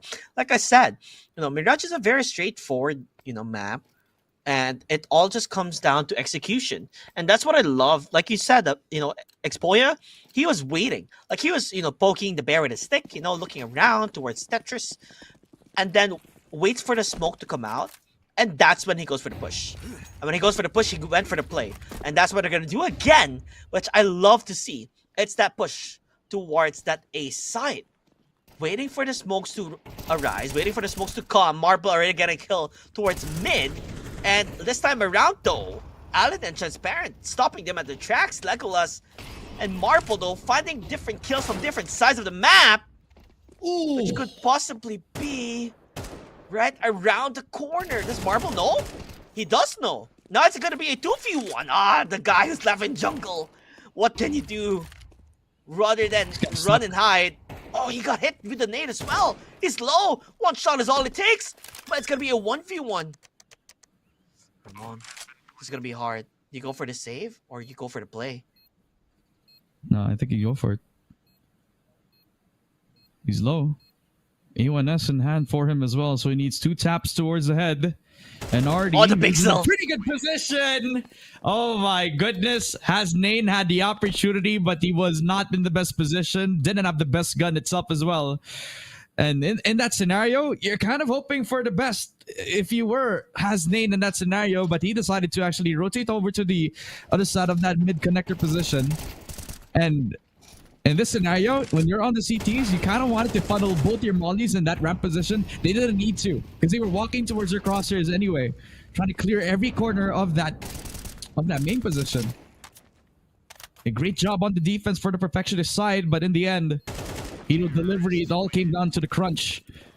And already got able to show off his best work on the entry this point in time for 11 and Expoya.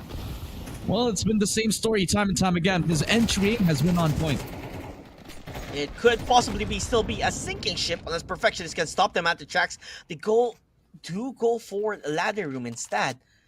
Although does Force understand? No, he doesn't go for the peak. He doesn't go for the peak. Smiley, though, he does find one, which I think they do understand where the last player is going to be from, and that is going to be in ladder. Expoya will fall down, and Perfectionists, they do win a much needed round. Because honestly, and not only it's been looking bad. Yeah, and not only was that much needed for them, but it was also a detriment if they actually lost that in terms of the financials. Because look at the mix buy. FAMAS plus the CZ out from Smiley. It was a good thing that he picked up one of the AKs on that catwalk push, because now he has a better gun to actually fight off that ladder player, which was Legolas in that regard now. 5-11 for the Perfectionists now. They still try to trail up 6 rounds in a row for Elo delivery. On the brink of winning this map entirely, which is the map pick of Perfectionists. They spot out one over to the apartments push. Remember, they also have the lower guns, so all that Expoya is doing is to try to bait out the rotations, but I don't think Perfectionists are going to bite this. Yeah, it's a full B rush here coming from the side of Elo delivery, and it seems like they got the sights, scot-free. They're gonna find one, even through the what? Through the flash, he finds one. Ardex, God, this guy can see, blinded. Does not need to have eyes. He just knows, he feels it. He won't fall down though, but the damage has been done. Oh no, this is not how you're gonna fall down, perfectionists. Not like this. They are both low, but still, there's so many corners. Oh, timing, SMH! Oh, he dodged the bullet. Oh, he's gonna burn! He's gonna burn! Almost dies. Still gonna be A-okay. Perfectionist, Alan. Will he be the savior, or will he be the guy with the letter F on his name as fallen? But Alan's still not gonna give up. He's gonna go for the push. Slowly but surely checking his corners, but they're playing it smart. Expoya just around the corner, gets shot down. No, he dies instead. Time is sticking to C4. He's gonna go for the defuse, but from behind SMH. He's gonna be shaking his damn head. What are you doing? He thought he could make a play, but that play was not the answer there, Ramon. The Vix buy, and they win it off of that as well. Ito delivery, just deliver like on all fronts as well. One tap from Expoya just to give himself the upgrade over to the AK. And Artie, God, the 2 frags from the hero AK that they have from the previous round, just showing off his best work. Just gatekeeping them from taking that market position, just staying in that sort of position as well. And Expoya, 1 tap all the way towards mid-top as well. Has Snane nowhere to be found. And the up shot does not even connect from force as well. Allen will follow with the double as they make it to 3v3. Perfectionist, they actually have some fight in this. I love the way their position is SMH. Man, this guy's full of confidence. He knows what he can do. He's pushing the boundaries. He won't fall down though, as Allen has been Mr. Consistent. A quad kill already. And not gonna be a 1v1. Could be a, could be a 5. A penta. But Marble gonna go for it. The pistol. That's how it ends, Ramon. That's how it ends. 13-5. Elo delivery. Delivering the victory. As perfectionist, they do shamble. I mean, that was, it looked closer. I mean, in the first half, that was going to be like, it was 7-4. It was very close. A good comeback almost for Perfectionist, but then everything went wrong when they switched over to the CT side. Ramon, talk to me. What happened with Perfectionist in that game? Just suffering from the effect of a really strong CT side again for the Elo delivery squad. When they swapped to the second, I really feel like they just picked up where they left off, just finding multiple opportunities on just trying to gatekeep certain parts of the map where they actually would have had a lot of that strong advantages.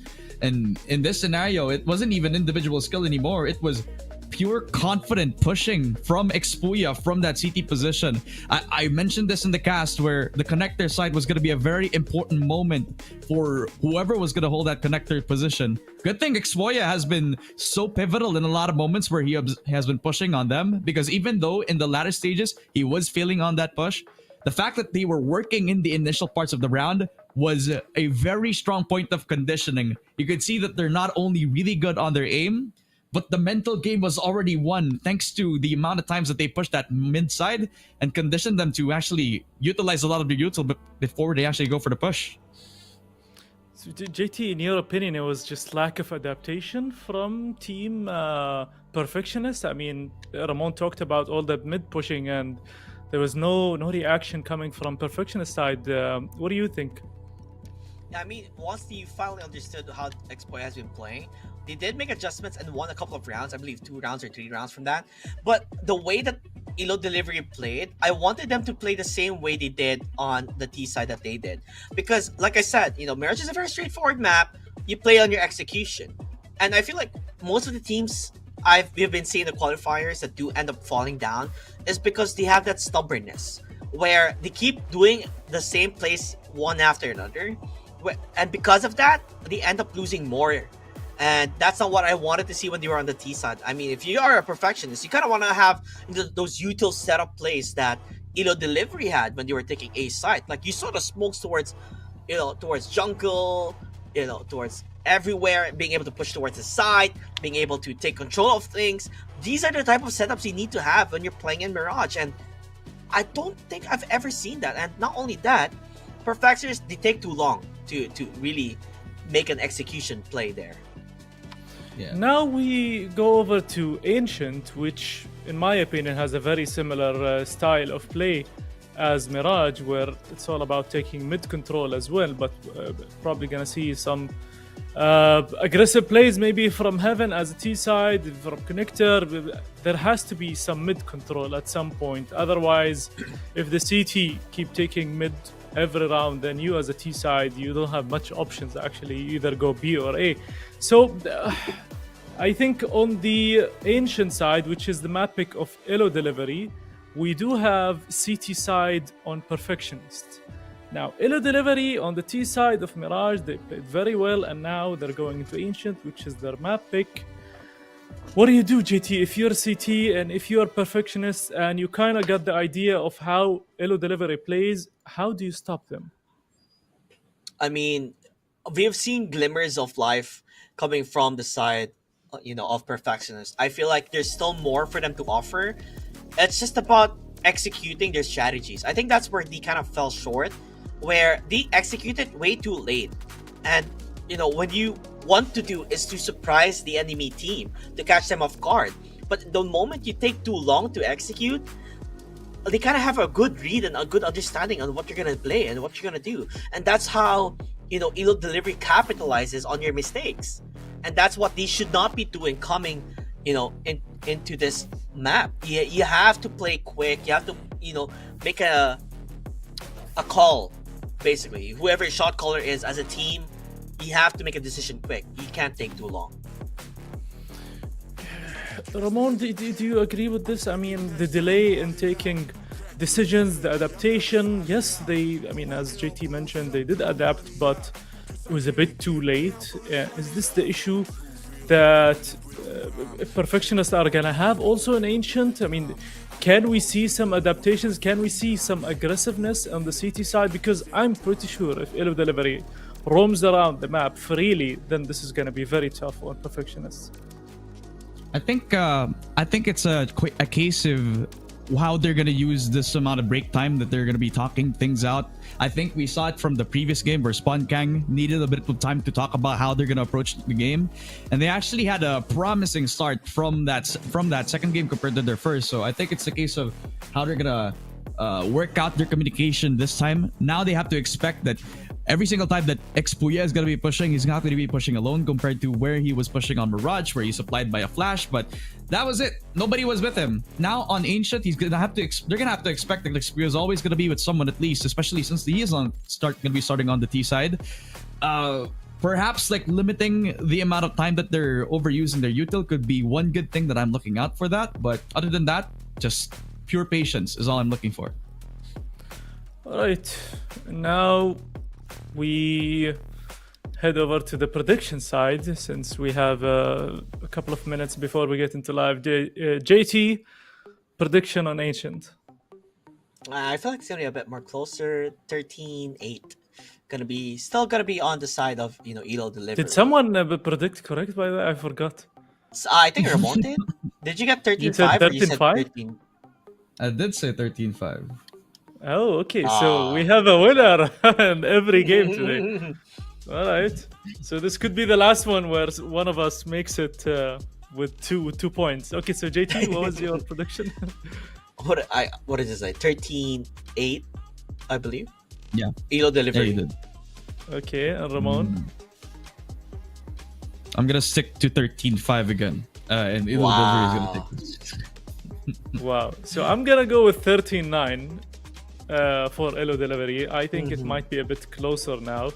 I think the guys will put some fight, but I don't know, man. We're gonna have to see how it goes. Ancient is one of these maps where if you start losing control of certain, mid or, even B, if you keep giving control in Cave or Cheetah, that's gonna be a bit tough for them to make a comeback. And is there a certain player that stood out for you, Ramon, when it comes to Team Perfectionists? Yeah, I think for Team Perfectionist side, I think Alan has been stepping up really well. He, as we mentioned, he is the guy who has played the most amount of Face It games, and it kind of showed. It kind of reflected. He was the one who was picking up the multi-frags. He is the guy who has been adapting a lot to how the pace has been going. Except it kind of triggered a little bit too late for him. So I'm expecting for him to actually step up a little bit more with regards to these force as well, who, even though he's one of the players who has the least amount of playtime in face-up matches alone, he actually has been doing a really good job of catching up with him. And I was looking at the scores as well. So the 2 level 9s were the bottom fraggers when it comes to Team Perfectionist. So is Face It level actually a skill that we can use? A factor, yeah, because I think it's also a mental game, because if you are on the lesser levels, there might be more pressure on you to prove that you deserve to be here. But, you know, these are just small numbers. Maybe we can see the comeback now of Force and Transparent playing much better than they did in the first map. JT, I mean, we talked about adaptation. We talked about Alan, who was one of the key factors of, let's say, some hope for Team Perfectionists. Now, on the other side, we have, I think, Expoya. Would you say Expoya was the explosive guy here, or was it Marble maybe? What do you think? It's so hard to choose. I mean, Expoya did play a tremendous mid on the map itself, but the way Elo delivery is, everybody was shooting, everyone is fragging. It was just not one player that really was standing out. It was the whole team that was standing out. And that's the beauty of watching Elo delivery, is because you can count on every single player to carry their own weight. And it comes with experience, right? I mean, if we're going to Face It as, a factor, these guys have a lot of matches under their belt. And it really shows that any of them can make a big play for the team when it matters the most. And so far in that map, everyone played tremendously well.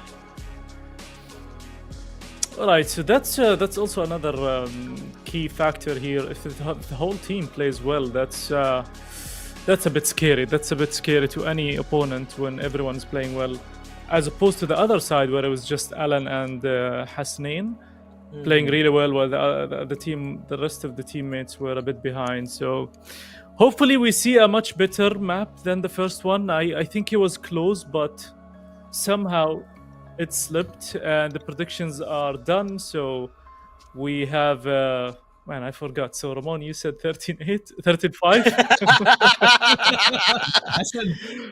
I'm pretty sure I said 13-5. I kind of predicted that these guys were going to take it as a song. JT, you said 4 or something, right? No, 13-8, 13-8, and you went 13-9. Okay. Don't worry, I remembered. Okay, man.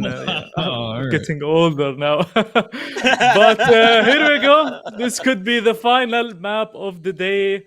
Or maybe Perfectionist takes us to a third map. Boys, enjoy this one, and hopefully we see a good match. Definitely. And we are now in map number 2. Are you excited for this, Ramon? Oh, man. I mean, it's the ancient map. It's as green as it can be.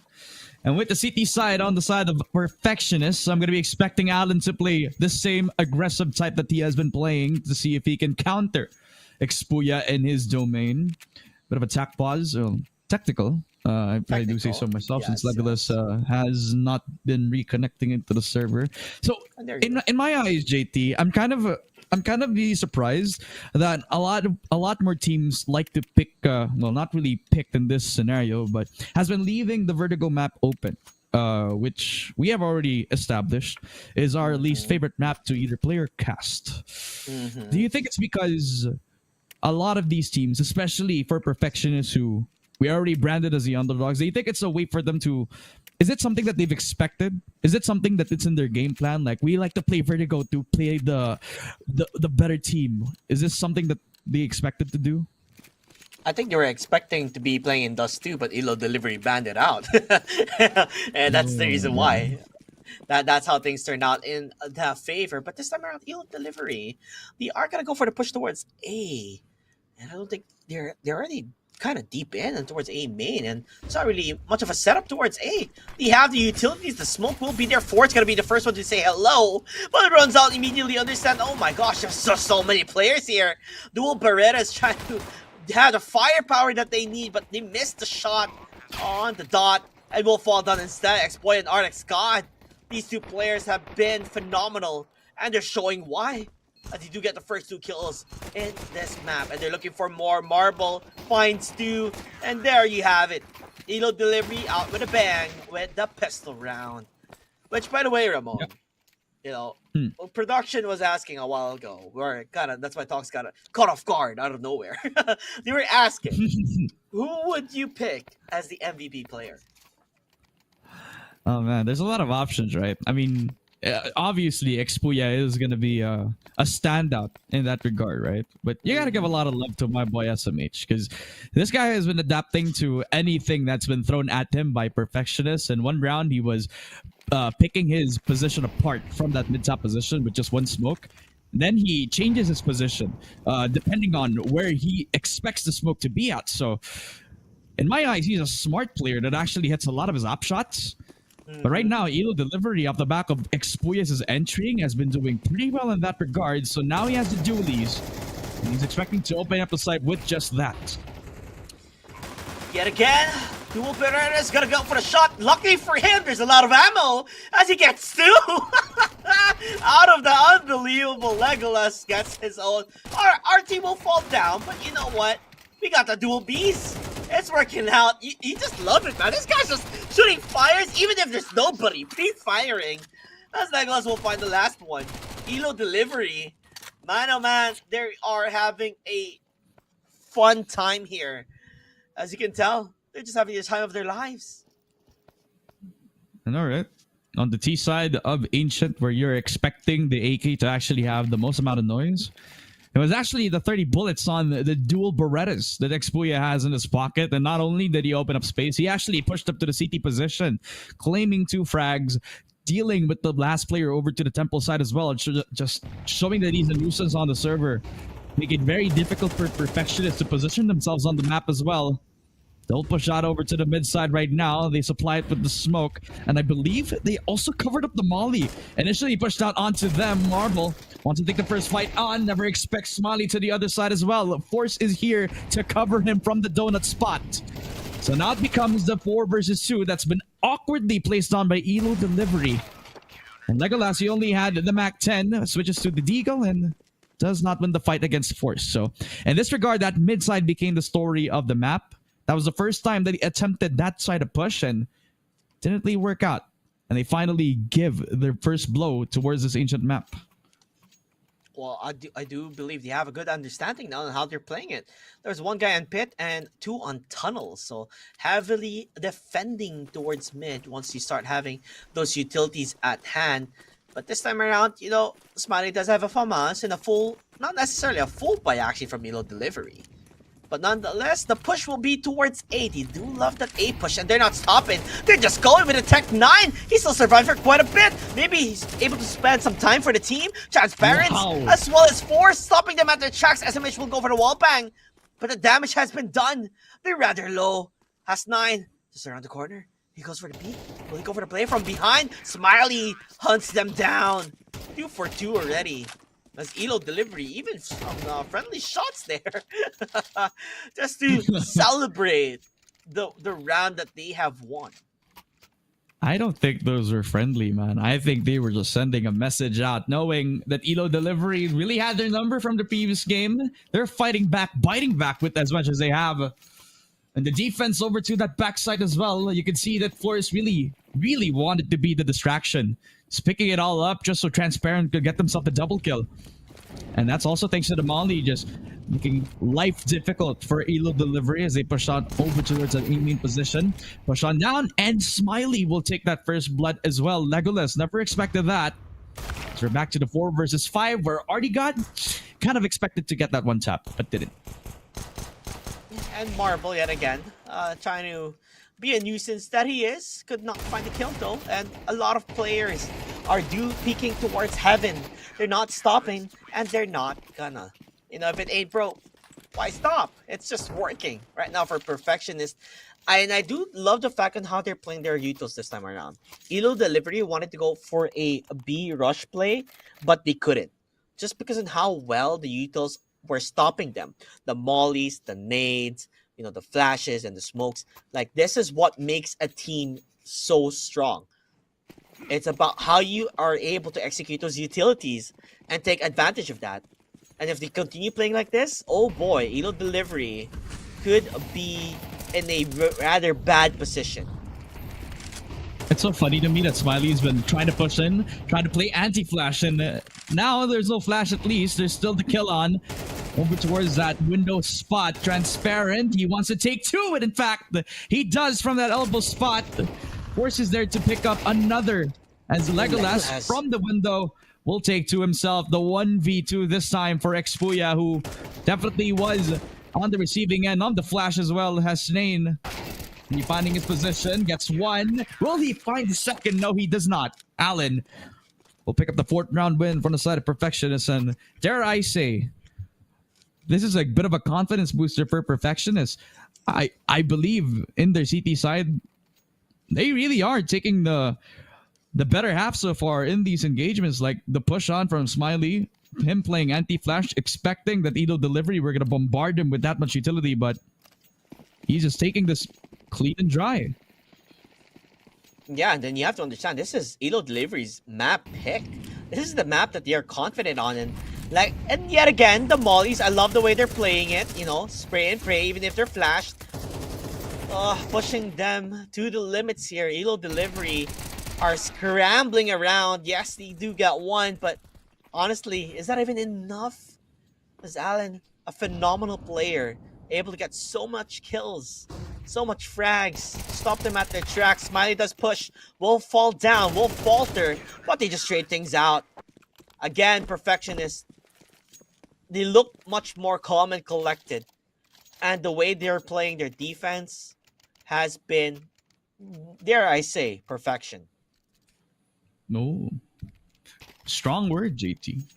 But it really is what's setting the tone right now. You can see that Hasnain has been confidently pushing the flashes for the team, and communication's been on point. That's when they contest the ramp aggress, plus him being the player to step up to defend that ramp side as well has been pretty pitiful on their defensive side.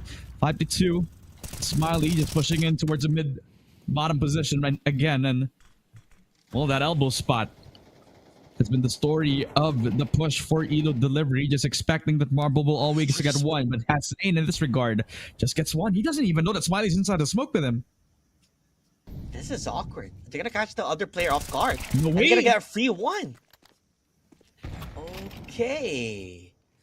Well, that's one way to go out with a bang. And meanwhile, B-side, that's where they're currently set up. And guess who's at the backside of things? It's RT God. He finds one. I mean, it's Ring Around the Rosie, and he's looking for more. The spray control. He falls down instead, and they're falling into pieces one by one. They fall down like dominoes. Elo Delivery, not necessarily having the best time of their lives, as Legolas. He does have that AWP, but still, I don't know. What can you do here, Ramon? You go for the 1v1s and hopefully get one? Sadly, he gets nothing. Doesn't even save the AWP to the next round. Even gives it up to Transparent as well, who, in my eyes, is probably just going to give it up to Hasnain. There you go. So 6-2. Starts off beautifully yet again with the push all the way from the Cheetah side, just putting the pressure on them this point in time. And Smiley just initiating the fight over to the elbow position as well. And in that regard, Marble, he didn't know what was happening inside the smoke as well. So you can't really fault him for that. And SMH as well, who was caught with his pants down as well, just given the time of day, giving the kill over to Smiley, who just ran back over to the A main position as well. He was the guy who was trying to make some noise, try to pull the rotation, but he ended up being trapped inside just because it was on the receiving end of Smiley. Look at this frag, just literally daylight robbery from him. And Marble, he didn't really have the reaction as well to try to retake on down, though. 3 round over the side of Perfectionist says, I believe we do have a tactical timeout just to talk things out. Yeah, if I don't know if you noticed the way how Perfectionists are playing towards the B side is that the moment they are at square, they throw their molly and their flashes on towards ramp, and immediately you run towards house and lamp As you can see, if you look at the map right now, that's exactly what they're doing. And it's been a way to really stop them at their tracks, and they're playing it at the best. Meanwhile, from behind, that's where Transparent's gonna get taken towards Marble, and Expoya still in the smoke. They don't want to push it. They could have went for a double push to sandwich them if they can, but still struggling every single second as pure dominance from Perfectionist here in middle. Looks like they want to go for more now. They flash on in through as well. And I think because he's close, Transparent doesn't even need to peek on. Just the fact that he's here, he's gonna be a gatekeeper.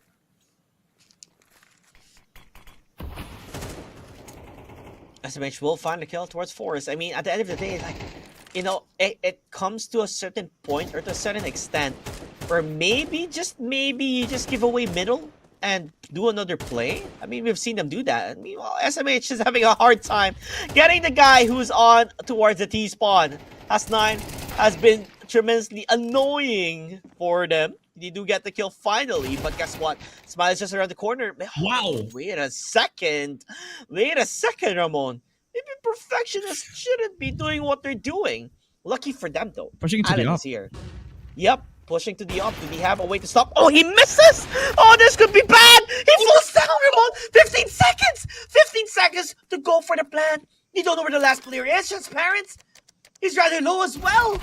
Back down. Oh, the C4 gets planted, though. 1v1 SMH. This is the moment for you to not make a mistake, and he does! Oh, the swing! The swing! Transparent. He finds it. What a play with HP. 8 HP to boot, Ramon. He started at 1v1 with 35, takes a body shot, and just comes out unscathed. 8 HP, a dead man walking, but he fights to live another day. 7-2 in that 1v1. And we kind of mentioned the CT side never even needed to push a little bit too far. You see the flank coming in from Hasnain, taken care of by SMH himself. And then to follow that through, that A main push. Kind of a little bit too ambitious for the Perfectionist side, but they still picked it up in pieces. And Smiley gonna try to attempt his best work yet again. The mid push yet again, thwarted by Artigon and SMH. Marble picking up another. And Elo delivery, trying to forgive themselves from the mistake from the previous round. And SMH is gonna pick up the second frag as well. Now they're finding the answers here. You know, it was a tough bubble to crack, but they finally cracked the code. Perfectionists need to, I guess, adjust on the way they've been playing, or maybe, you know, too much confidence on their pushes. RT will be able to get the kill towards Force, but this time around, maybe readjust with the way Perfectionists have been playing. Like, they've been playing really well on towards mid, and they go push towards Xbox or elbow. But maybe this time around, yes, you do have the utilities, but maybe stay towards pit and tunnel, and have a sandwich or pincer type of movement where it's much harder for them to go for the take, you know, to take control of mid. Yeah. Because at that point, you have crossfire. And this is exactly the clip that shows that crossfire. Like, yeah. You catch them off guard really well. So, it's still not a big thing. They got a big advantage currently under their name, Ramon. And I think this is something they can put a step back.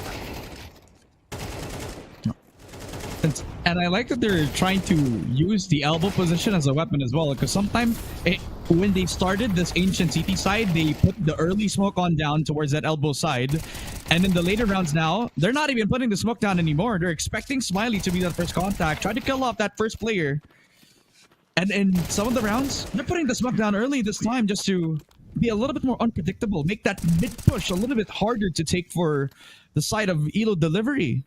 Perfectionists are putting out things that are confusing the T side, especially for the elbow players, who is usually Marble, but now not only are they pressuring Marble, they're also pressuring the window players, which in my eyes would have been the counter to whatever Smiley has been doing to push down mid-bottom position. So you could say that Perfectionists have been, I guess, perfecting their formula onto that mid aggress, and I guess Elo delivery has been slowly trying to build up their, I guess, resistance against that mid force, but by the end of things, I think Perfectionists are still very far ahead just to just a result from that conditioning from that mid-bottom aggress, and I kind of like that. I kind of like that they pulled this out from the CT side alone. My question is, will history repeat itself, Ramon? This is the exact same story that we might face in the previous series where they went 8-4 in the first half. If this happens again, it might be history repeating itself. But so far though, Perfection is, like you said, perfecting the way they've been playing, and you can definitely see it. Understanding, okay, this is how much we can push the boundaries. Let's try pushing it again and see if we can push further of that boundaries. And this is the thing that you'd like to see from a team, is that they're continuing to evolve. They're not stagnant. They're not doing the same thing that they've been doing. They're always changing and making it much more difficult for Elo Delivery to even understand an inkling on what they're doing at all. Now, this time around, though, mid control has always been their number one. It always looked like it's their forte. And Elo Delivery could not even have an inkling on it. If Elo Delivery is able to dominate that mid, then maybe things gonna go upside down for Perfectionist. You can't be topsy-turvy, can you? No, definitely not. Because in that regard, you're going to be a little predictable in that sort of sense. As we do have a bit of a technical pause, we'll be rebooting the 7-3 game slowly and surely, as we're delivering the production so far with how this game has been going. Perfectionists are showing a different form from how they have been showing from that Mirage game, where it didn't really end too close now, did it? Just a different display for Perfectionists on their performance. Just Smiley picking up so much of the brunt work from that mid aggress. I mean, I already talked about the elbow position, but you could also say you also say an argument about how important the two rocks from the A site as well have been performing as well. I mean, if Smiley's pushing, there always has to be somebody who's like the passive anchor who's doing a good job of playing that defensive role. And in this regard, it's Hasnain and Allen from both sides of the map, from A side and B side as well. So you kind of have a bit of a balanced defense in this regard. Because now if Smiley is dying while he's trying to do that mid push, then it's okay, because you always fall back on your anchors in that regard. Hasnain has been doing a good job from that ramp defense. And Allen, I wouldn't say he has been consistent throughout the defense so far from the CT side, but he's doing his number. He's okay. I think overall, though, the way Perfectionists have been holding their B side, I mean, we've been seeing their mid play, but their B side, again, I would like to emphasize just how well that they're sticking to the script. They know that if you throw the molly towards ramp, and then you throw a smoke towards ramp, and then you throw a nade towards ramp, it stops them at their tracks. And then they're all completing the control towards, lamp room or house. And then that's how they play around the B side. And that, I don't know, for some reason, but Elo Delivery, whenever they do this, time and time again, they couldn't even take B side. The only time they're able to take B side is when mid collapses or something else happens throughout the map. Because that B side defense, it's like a stronghold. It's so hard to try to enter, to try to break the door, just because of how well the utilities have been playing, and just how well, as a defending team, Perfectionist has been doing in total. So if they continue to perform as what they're doing, not only do they have a very strong ass mid, on terms of like holding it down, they also have a strong ass B side too. So it's like, where do you knock the front door of Perfectionist? It's so hard to figure that out. And maybe, just maybe, it is towards A. Because we did see imperfections coming from the side of Elo Delivery, especially with that AWP, by the way, the big missed shots. So this is something I feel like they could really capitalize on. They could. If it does actually force the mistakes out for the Perfectionist side, right? I mean, now I kind of want to see a bit of the individualism come out for Elo Delivery. In that sort of regard, you're kind of going to throw away the teamwork. But at this point, the chemistry is not really hitting so far for the Elo Delivery side. So I kind of want to see some individualism, some forced out 1v1 mistakes just because they had a weird angle being set up again. Could that be the case, especially with Expuya down in numbers 4-8 for his ADA, and this time, well, it doesn't work out right now. Allen has named with a stellar defense on that window position, and it's a delayed smoke as well to try to stave up the offense. But Artie God definitely has something within his bag. I love the do understand the way they've been playing mid. This time around, they even use a lot of utils on towards pit. Meanwhile, though, Transparent, oh, he finds one the moment he throws that nade. Oh, that's gonna hurt. And meanwhile, from behind, was it Allen? He has tagged down Expoya by a lot, my man. This guy is super low, 9 HP, I believe. So one shot is all it takes for him to fall down. As another player has been lurking around, and I believe that's RT. Darkness, he finds one, he gets it, he finds another! Oh, I love the trigger discipline that they're gonna be looking for the last one, and that is gonna be Expoya. Does he has the C4? I don't think he does. He's gonna go for the push, and he's gonna make it a 1v1! He might get it! Oh! Could have been perfection! But Allen stops him at his tracks. I mean, you talked about Allen, right? On how well he's been playing, and this guy may not have been the guy shining throughout the server, but when it matters the most, he shows up. Definitely, man. I mean, heroics from Artie God, picking up a 4K, finding an opportunity inside that A site as well. But the fact that he pulled out the A1S lower sort of bullets, I think the AK was run out dry as well. So he decided to pick up the other rifle. Unfortunately, in this regard, the damage was not there. 8-3 so far. Edo Delivery deciding to take matters into their own hands, separating the Fact and Marble, surprising him with a one tap as well. Smiley could not handle the pressure. SMH, even through the smoke, finding Hasnain. Open opportunities for them, but Transparent will shut at least one down. It's a very mixed way they're playing. And let's see here. Allen? Okay, he does get one, but he will fall down. And Mule, the lurk around in the A side, kind of catches them off guard where they're going to be going for. And that's going to be the B side instead. They do have an inkling on where they're going to be playing at. We see Transparent already pushing from a lamp room. Going to go towards house, and I think he might find one off guard. Yeah, he will. He'll get a Legolas, but SMH finds himself a set of kills. Oh, timing! Oh, the gun is not out. Nope, never mind. He gets it. Able to dodge and weave. 8-4 as the first half. And Ramon, like I said, history could repeat itself as the sides have been switched. Yeah, I mean, remember, one of the previous maps that we played up, it was a 4-8, and then they came back from it. So all it takes is one good pistol. Edo Delivery have been winning 80% of them so far. And will that be a good statistic moving forward? I probably caster curse them. Hopefully not, because now they're in the running for a comeback so far. And we've already seen a good amount of those in the GG League history. Will this be the case on the CT side? The smoke on down from house. The push on in as well for Artie God as he's supplied with Marble, who also catches a dink. Ooh, they're getting tagged down. I mean, Marble is kind of hurt, but it's still okay. I mean, you gotta continue what you have and exploit. Oh my lord, that shot! Yes, he falls down though, but Legolas is just around the corner. They don't know. They traded off though. Not that bad, not too shabby. 2v2 now. As Hasnain, he's able to find one. SMH left alone by his Losum. They do understand where he is gonna be at on towards square. Wrapping around to see if he can do the lineup. Could not convert to a kill yet.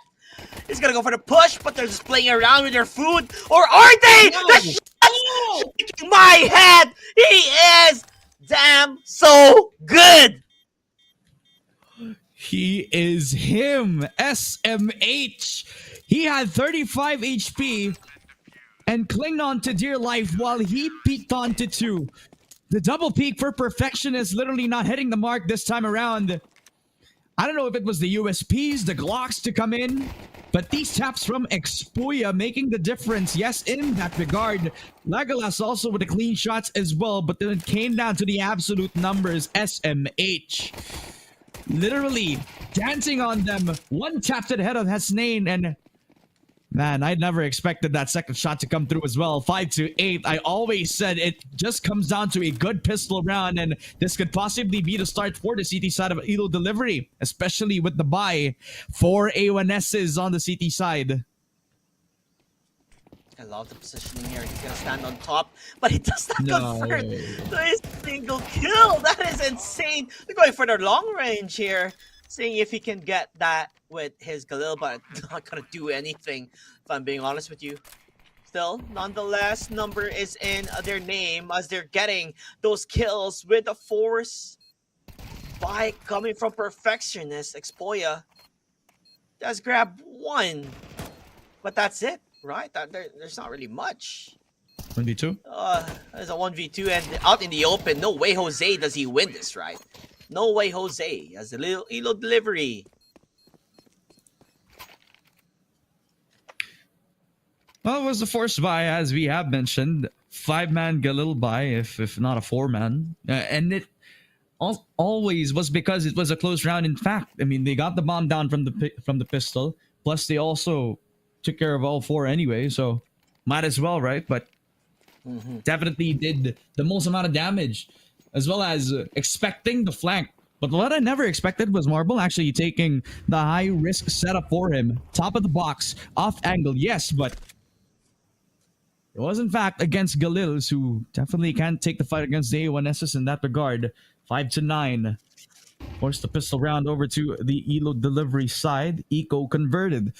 And for Perfectionists, they still keep majority of the guns, but they lose this round. They're also going to have their Eco resetted. I like how they're still playing cautious here, making sure they don't make a single mistake for Perfectionist, clearing even bit with utils. But the thing is, if you use too much utils, you're gonna lose quite a lot in terms of trying to go for the push. And there you have SMH just right around the corner. He gets a shot, looks for a second, he gets it! Expoya as well, finds a kill to Smiley. They're looking for more. Oh no! Not like this, Perfection. It's not on the buy round. This is not how you're gonna lose, are you? As Forrest and Allen, they are gonna go for the push. They tag him down quite a bit. Still, they have the gun advantage. Marble. But from a Marble, he gets flashed! But it's okay! He finds a kill with the help of Legolas. Oh my lord. Elo delivery on a freaking Eco winning out with SMH being the guy who starts things opening for, in their end. Yeah, just surprising that with the positions being settled up. I mean, the donut control by SMH is 5-7. And sometimes people don't really expect the damage from that gun. It's easy to underestimate the 5-7 because it's not a deagle, but sometimes though it's 2 headshots are more than enough. 8 the nade, flashed on through as well. Me even gets himself the double before he falls down. Now they push on towards window and already got it. He needed a bit of time to adjust, but he gets himself the double kill anyways. Picked up by Transparent, who also got the deagle shots anyway. 3v3, and Transparent gets another shot. Now that is going to be a huge frag for him. This is a very awkward change of scenarios here. Understanding Elo Delivery thought that you do have the gun advantage, let's play with it, and decides to make a big fumble. Not necessarily the best decision coming from them, as the B side will be up for the taking, as that is what they're going to be going for. Expoya, though, understand there's a player over here, going to go for the 1v1s. He does find it as a 1v1 fragger as he is, but right around the corner, does he check? Does he check Ramon just towards the left? No way! He gets it! But he did get tagged down, so the possibility is still there, but only with the deagle though with Force. If he misses a crucial shot here, Expoya could capitalize. Still, he does not have information, and that's the biggest thing. No information. He can roll them. Oh, he has a smoke. Could fake it out? He does fake it out. Oh, now he understands where the shots are going to be coming from. Could go for the peek. Does he have even the kit? He gets a kill. Does he have time? Yes, he does. He has the kit. Right? Yep, he does. Yeah, he does. He actually gets himself the defusal as well. So close, but no cigar against... Again, Elo Delivery, and it's off the back of Expoya and his reaction timing. Transparent with nice shots. The 4K from him as well. Overheating to find himself Expoya, who, well, actually picks up the 3K to clutch it up. Look at the reaction time. Inhuman reaction from Expoya, man. And at 6 HP, he saves it for the squad. Fortunately for him, he had a smoke, so... Force couldn't fully confirm if he was sticking on the defuse or not. He was just a little bit uncomfortable in this sort of scenario, especially in the eco round. That's nine. Able to get the kill towards Legolas on towards Lamp Room. Maybe they could capitalize on towards this. Again, their mid control is a bit shaky though with over pushing, as it is showing yet again on the side of Elo delivery. I keep getting mixed up because of the scoreboard. But still, nonetheless though, Perfectionists are in control. And it seems like even in the A side, there is a player inside. I believe that's Alan. As Forrest gets a kill towards SMH. Yeah, Alan is inside. He's rather deep already. So that's a lot of information, but they don't understand that there's a player. I believe, is that Temple or is... I think it's Cave. And He's dead. already Xpuya finds himself at a 1v5, so they completely isolated each angle. A bit confusing because of the scoreboard, yes, but this is definitely a 1v4 for Xpuya, and he has the talent. He has shown it all throughout that he can keep up with the players, but, well, he doesn't have the numbers to actually fight up against one of them. He spots one. That's the low player. But now he's going to peek up against three. That's one. Definitely against Force. He will try to force up this 1v5 scenario, but a perfect flash from Transparent. The guy that we've been watching out for has put up numbers with his utility usage yet again. Gets the 10th round, double digits for Perfectionist yet again. And, well, this time, JT, I'd say that that was the only time that Elo Delivery were willing to take the fight to them, because they knew that was gonna be one of the only chances that they have at the buy round, but now they just want to force.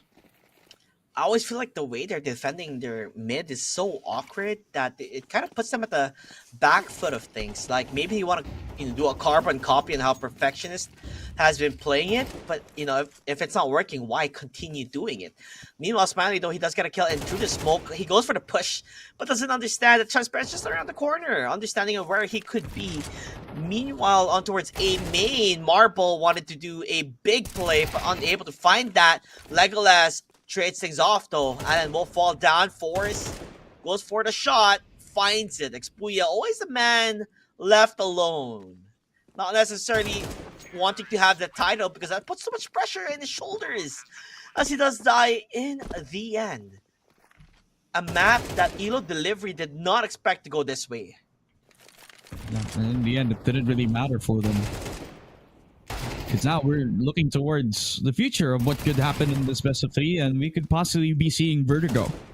Possibly bodies falling to the floor from the 69th floor as well. So far, Elo Delivery losing on the front of trying to take that elbow spot as well. And Perfectionist gaining all the momentum in the world to try to steal this series away from Elo Delivery, who are again forcing their buy 2 rounds in a row. Not even thinking about their economy anymore. Just trying to see if they can surprise them with them MP9s. And sometimes this could actually work, but history hasn't been dictating the same. That's one way to start here. Ramon SMH getting a frag towards Force. So this opens the map, and I love the way they're playing. They are deciding not to play towards mid or just handle it towards short or tunnels in A. I just continue to just hold at angles, because that's definitely what worked out for them. Alan, meanwhile, though, he does have a nade, gonna be able to tag him down quite a bit. That's gotta hurt quite a lot of damage towards him without having enough armor. Hassan and Smiley are able to at least get a set of kills for them as it opens up a site. And how are you gonna make things work there? Legolas will be able to get a kill. Meanwhile, he also falls down at the same time, so not necessarily the best opportunity. And again, why is it always gonna be Xpuya, the guy who's always a lone survivor? I don't know, man. It's gonna be a tough call, but he does have the star power, like you said. Talent is here. The potential is still possible, so in this 1v3, he has to just isolate the picks. However, he's going to take a lot of time to do so. Doesn't have the kit, so he has to work his way right here, right now. Especially against Transparent, who's holding the donut position. And he has heard the footsteps, so he's just going to chase him down over to the elbow spot, possibly, knowing that the flank is going to come in. Will this be enough for him to take down the one and only Expuya, because Alan now he's trying to hunt down the last player. I mean, in this regard, even if he actually saves that AK, it's not going to be the best case scenario when he doesn't even do so. 12-7. We're looking at Vertigo in the next 5 minutes of this game so far, ladies and gentlemen, and it's very much possible that we could see a reverse sweep happen. And it starts with Perfectionist closing out this ancient game. And this is also supplied by the fact that Edo Delivery have been forcing a lot of their rounds. A lot of MP9 buys all throughout, and they have been getting a couple of picks, but it's always hasn't been enough to convert the rounds, though. Again, with the position that they had on towards tunnel, although long range is not necessarily what you want it to be. So you gotta play up close and personal. SMH will fall down, which opens up lamp room as well as house. So if you want to go for a B take, they can, as Force yet again finds another. Meaning B is up in the open. They're just picking them into pieces, Ramon. Pieces. As they're badly hurt and injured. Like you said, we're looking at Vertigo most likely, unless Arctic God and Legolas can pull a magic trick here. And it doesn't seem so, to no avail. As a lone player here, it's gonna be Legolas. Transparent could, sniff things out if he can. As 1v5, is that even possible?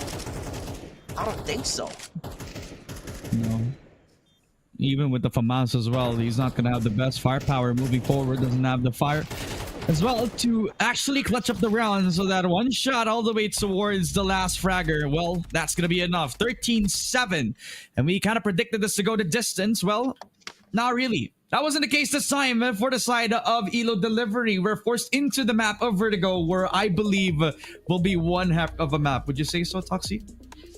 I mean, that was crazy. 2 Vertigos in a row, that would be even crazier for this night. But, I mean, shout out to Perfectionist. That was just a perfect map from them. They played how we wanted them to play, or how we loved them to play. They did play aggressive on the CT. They did take control of mid.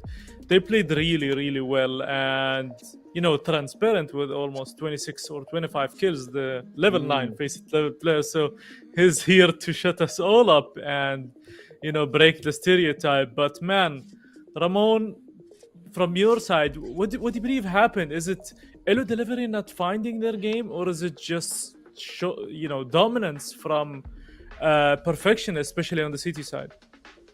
I think they were doing a lot of things that was mirrored from the Mirage game, but it was in fact Perfectionist that was doing the game plan that Elo Delivery has been putting out. And let me kind of break it down a little bit slowly. So in the CT side, where Perfectionist actually started, what Expuya was doing from the Mirage game was what Smiley was doing now. He was conditioning the players to actually funnel at least one of the players on that elbow position.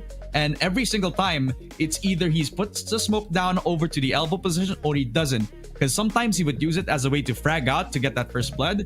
Sometimes he doesn't do that. So in that scenario, you're looking at an early either 4 versus 5 because of that elbow push, or you're looking at a lot of time wasted just because of his presence alone. So in my eyes, from the CT side alone, I think he's the MVP just because of that.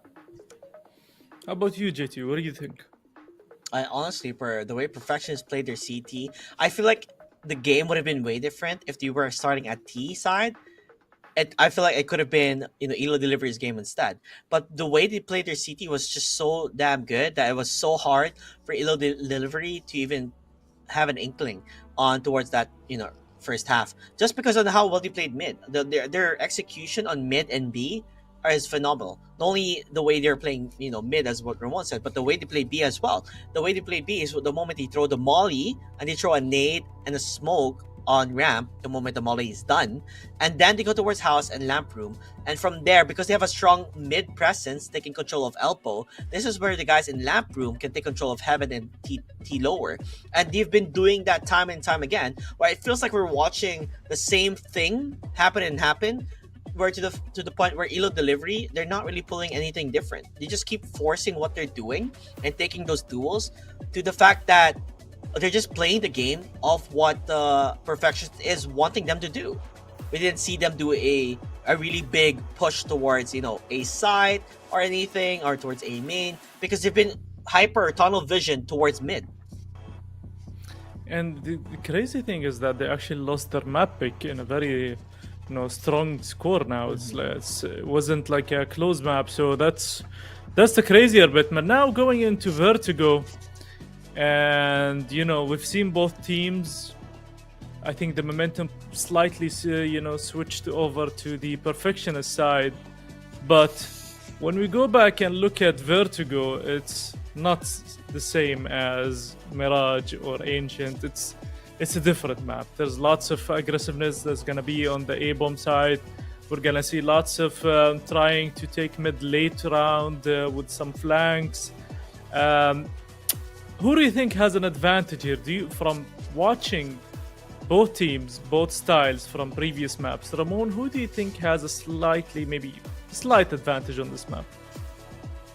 Yeah, I think we saw a bit of that adaptability kind of shine from the Perfectionist side now, which was not present from Mirage, since I feel like the game plan was already set, especially with Elo Delivery and their confidence to move on with that Mirage game. I think the momentum's still on Perfectionist. I still think Elo Delivery still has the bag in this. I don't know if it's too early to get a prediction in, but in my eyes, I believe Vertigo, it will come down to the absolute mechanics right now. And not only that, just recognizing the timing on when to push on in. And I think Perfectionists have done a good job of displaying that all throughout the Ancient game, which is a different map structure, but in terms of the pace, is still kind of relatively the same. So I kind of want to give it to Perfectionists now. I know that we all kind of predicted Elo Delivery to do this, but that second game actually inspired me to kind of go the other way now. Right, Ramon feels inspired right now, and I think also when a few rounds in Ancient were clutch rounds that they lost Elo Delivery, I think that would have been a difference maker for them, especially that they would have sent Team Perfectionist to Ecos in the CT side. But either way, Ramon feels like Perfectionist now has the momentum. He's slightly favoring them in this Vertigo. JT, do you feel the same way, or do you still feel like Elo Delivery are a stronger team? If I'm being honest with you, I checked the peak on towards Face It and checked the players on how many times they played Vertigo. Not a lot. So, like sample size wise, only I believe it was Hussein who's played the most in Vertigo, and it was in his statistics. But meanwhile, the others barely anything. So when you look at that, it's kind of gives a big question mark. Like my heart goes to them, honestly, like the way they play. But there's something about Elo Delivery that really can capitalize up against them in Vertigo. And I just want to put it out there for Perfectionists. They are a team that is a very neat surprise. But if their systematic play does not work, I just don't know how they can stop, Elo Delivery. We still don't know who's on the CT or the T side, so I think that would be something that determines a lot of things. We've seen strong T and CT sides from both teams, and this is one of the maps where if you start losing players, especially on this A ramp, then it becomes a bit problematic. And the way to enter A is probably a bit easier now for the T sides with one smoke if they have that, if they practice smoke. So I feel like the team that's more prepared to play this map, I think they'll have an advantage, because this is not a map where you rely on aim or the OPER. It's purely a map where survivability, whether you're in B, and teamwork, whether you're in A, and if you have the proper executions, especially on the A and on the A-bomb side. So I'm really looking forward. I don't know what to expect from this map, but I've heard now that the knife is live, and if you win the knife, Ramon, would you pick T or CT given the circumstances and the map?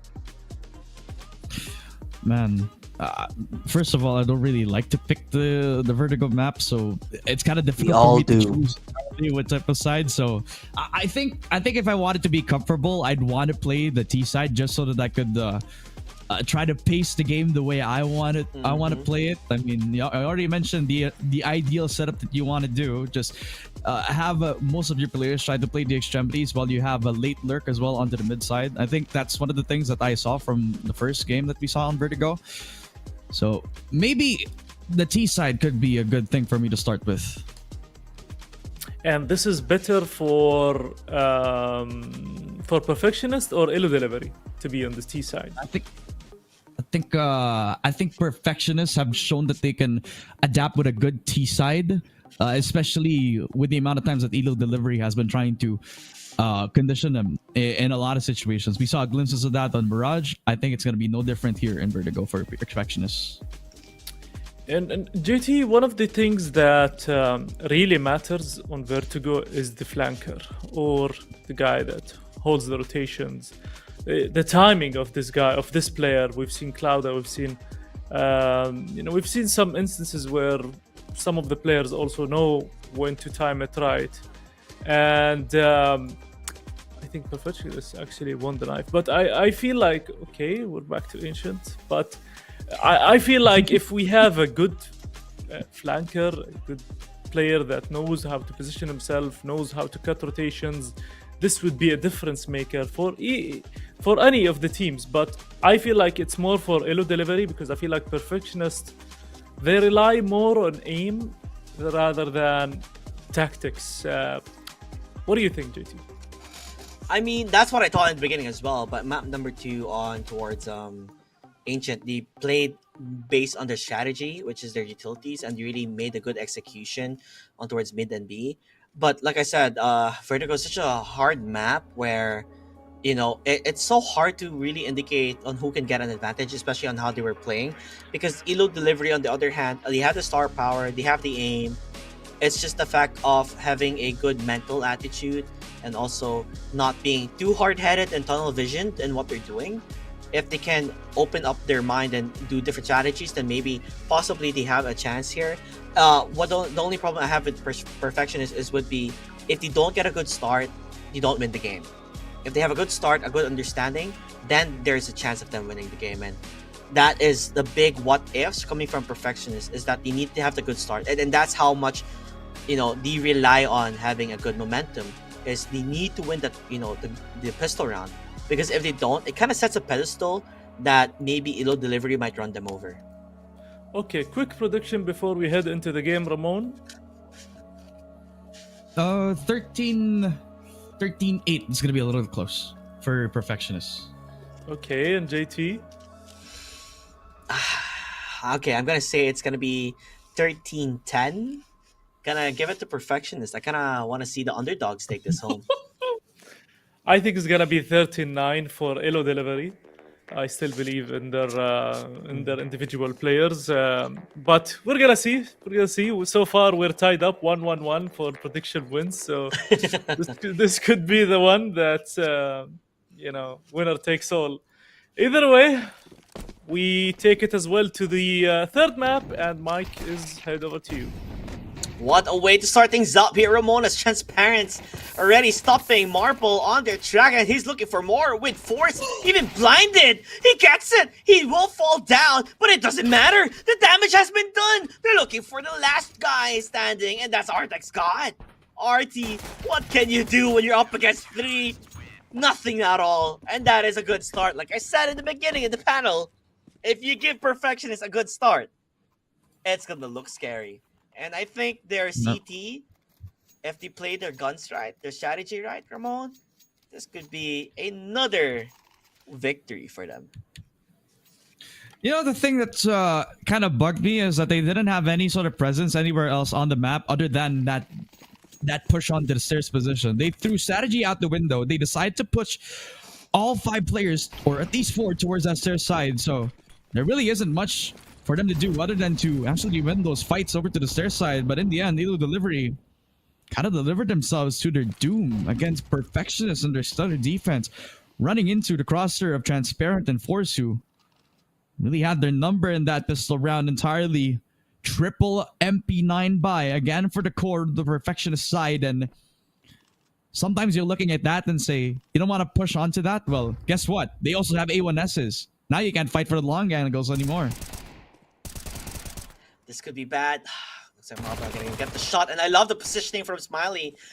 Puts him up there, being able to shoot him down below. He has the high ground. He looks for more. SMH will fall down. Legolas gonna get 180 swing, but that's gonna be it. That's all she wrote. Yeah, he gets one, but he's gonna bite the dust here, Ramon. 2-0, a good start here for a Perfectionist, but the question is, can they continue handling the advantage that they had? Because Elo Delivery, they have their guns. Not necessarily have the most utils at hand, but, you know, could still use what they have. This is just telling me that they're just going to rush mid. You know, could be a rush mid, could be a rush towards one of the extremities. We'll see. Because these flashes, they're going to matter a lot in these close range engagements. And right now, the ramp push, looking like a good start for the defense so far. But for the Elo Delivery squad, it's going to be a ramp push for them. A Molly stops them in their tracks. Good timing as well from that, as Allen picks up the first. But SMH and Marble will do good to get themselves the 8K conversions as well. You get the site for free as they are able to get those kills up and ramping. Let's see how well they can look for more as Force. He did get tagged down quite a bit. We'll have the nade to lower them down, but does he go for the repeat? Nope, his teammate doesn't. But nonetheless, though, gonna be a 2v2 right around the corner. He doesn't look transparent. We'll fall down. Smiley will be a-okay. Still a bit more closer. I thought he went to rip around the Rosie. No. But he hears the guy on the C4. He understands! He gets it! Mind games! He knows! He sniffs him out! You can't trick him! Smiley!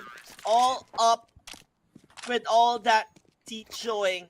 The fangs have shown. Perfectionist, my oh my. Won against that buy round coming from Elo Delivery. No smoke needed.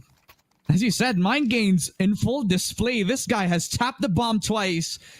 And the second time was the charm, because that's when Artie God decided to peek on with the long-range tap all the way from the bomb itself.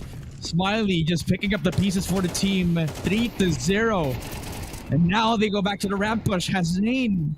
Now he finally reconvenes with the squad. A second as well for Force. The momentum definitely on the side of the CTs, as Perfectionists are looking to end this perfectly as possible. That would have been insane if they could continue winning non-stop. But look around the flank. Does he know Legolas? Oh, he falls down! The lurk, I mean, Tuxie talked about the lurk and how important it is, and it really worked. Meanwhile, on the other side, he misses the shot! His head, it shows! Expoya, he gets the kill, but still, he's up against, what? 3 players? That's gonna be hard, though, unless he gets a 1v1s, but look how they're playing, Ramon. They're playing as a unit. They're playing all together. Yeah, because they're all guarding the bomb. Already dropped in towards that T-spawn position. And if Expuya can isolate these fights, then it's going to be one heck of a play for him, except he's up against Smiley, Allen, Forrest, literally playing out of their minds all throughout this Vertigo game. And Allen's going to pick up the last frag. Definitely a good job for Perfectionist, putting the pedal to the metal. Inside towards that T-spawn position, literally not forcing, not even giving an opportunity to Elo Delivery to take that ramp side position as well. 4-0 so far. Smiley pulling out a heater, 6-1 again, and Transparent and Force trailing up right behind them. And this is when Perfectionists are activated so far. Literally, momentum hasn't been lost from that ancient game. And even though Expuya has been trying his best to be the final lifeline for the squad, one frag was not enough. He needed to do a lot more than he was asked with, but he could not deliver. Another buy coming from Elo Delivery. Not gonna, the thing is, they've been forced buying time and time again without having all the utilities at hand. Compared to Perfectionist, they have so many utilities, and they've been making sure that they're not able to get the push as much as possible. They're stopping at the distraction. Look at the jiggle peaks coming from Smiley. Knows when to throw it out. Understands. He hold it on. Don't waste your utilities too much. And he just take advantage of Force! Just around the corner! Goes with a bang! Did not expect him at all. Oh my, Perfectionist. They're making this game look too easy. Marble just around the corner, and RT will fall down as well. My oh my, Perfectionist. These guys, they're the machines. Looking for those kills. Expoya will find one though. Still gonna be a 4v3. Ramon, it's looking scary as Expoya. He needs to be the player that stops them at their tracks. As he wants to go for the B take. He's getting ready. Even going through the smoke. He's playing close. He can't be playing this close right now. Yeah, Especially against Hasnain, man. He's been hitting these shots all throughout, and I dare say Perfectionists have put up a different form. To find the last one. Legolas from behind. They're all getting killed. Smiley, man. This guy's insane. We talked about the lurks, right? They were not expecting him. He came from behind. He was there from the ramp side. Oh my, oh my, oh my. What on earth is happening here? Stairs and everything of the sorts. Perfection is 5-0. Playing perfection. It's like we're seeing different individuals here. A different team. They're wide awake, Ramon. They're wide freaking awake. 5-0, that's a statement. And if I'm not mistaken, it's like 12 midnight, around that vicinity, 12 midnight, 1 a.m., wherever they are, literally playing out of their minds, just finding opportunities left and right. You can see that Hasnain has been doing so good in actually converting rounds, and Smiley, off of this very insane performance from Ancient, has been doing really well now on the Vertigo map here. 5-0. A buy round comes in for Elo Delivery, and possibly could be the breakthrough that you're looking for. Started on the stairs position now, where they decided to play it a little bit too slowly, but it is on the open arms of Transparent, who could be hitting these shots left and right. Again, Transparent though, he did with quite a couple, but still has the opportunity to slow them down with the utils that they have at hand. Transparent will fall down, but Allen, what? Through the smoke, he gets killed and is looking for more, but could not collapse into it. Meanwhile, the entirety of Perfectionists are trying to answer back to get the kill towards SMH.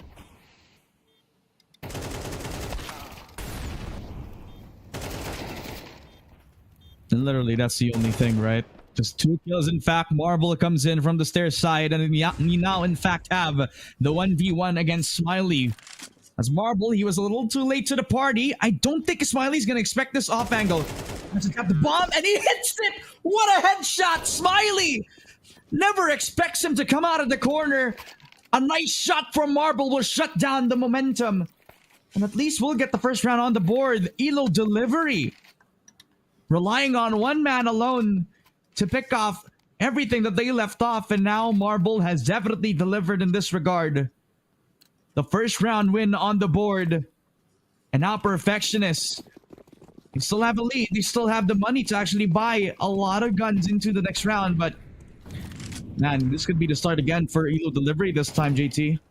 Yeah, they're going for the rampage again, though. I would love them to really go towards stairs on how well they're able to take advantage of how Transparent has been playing, as he's having a difficult time.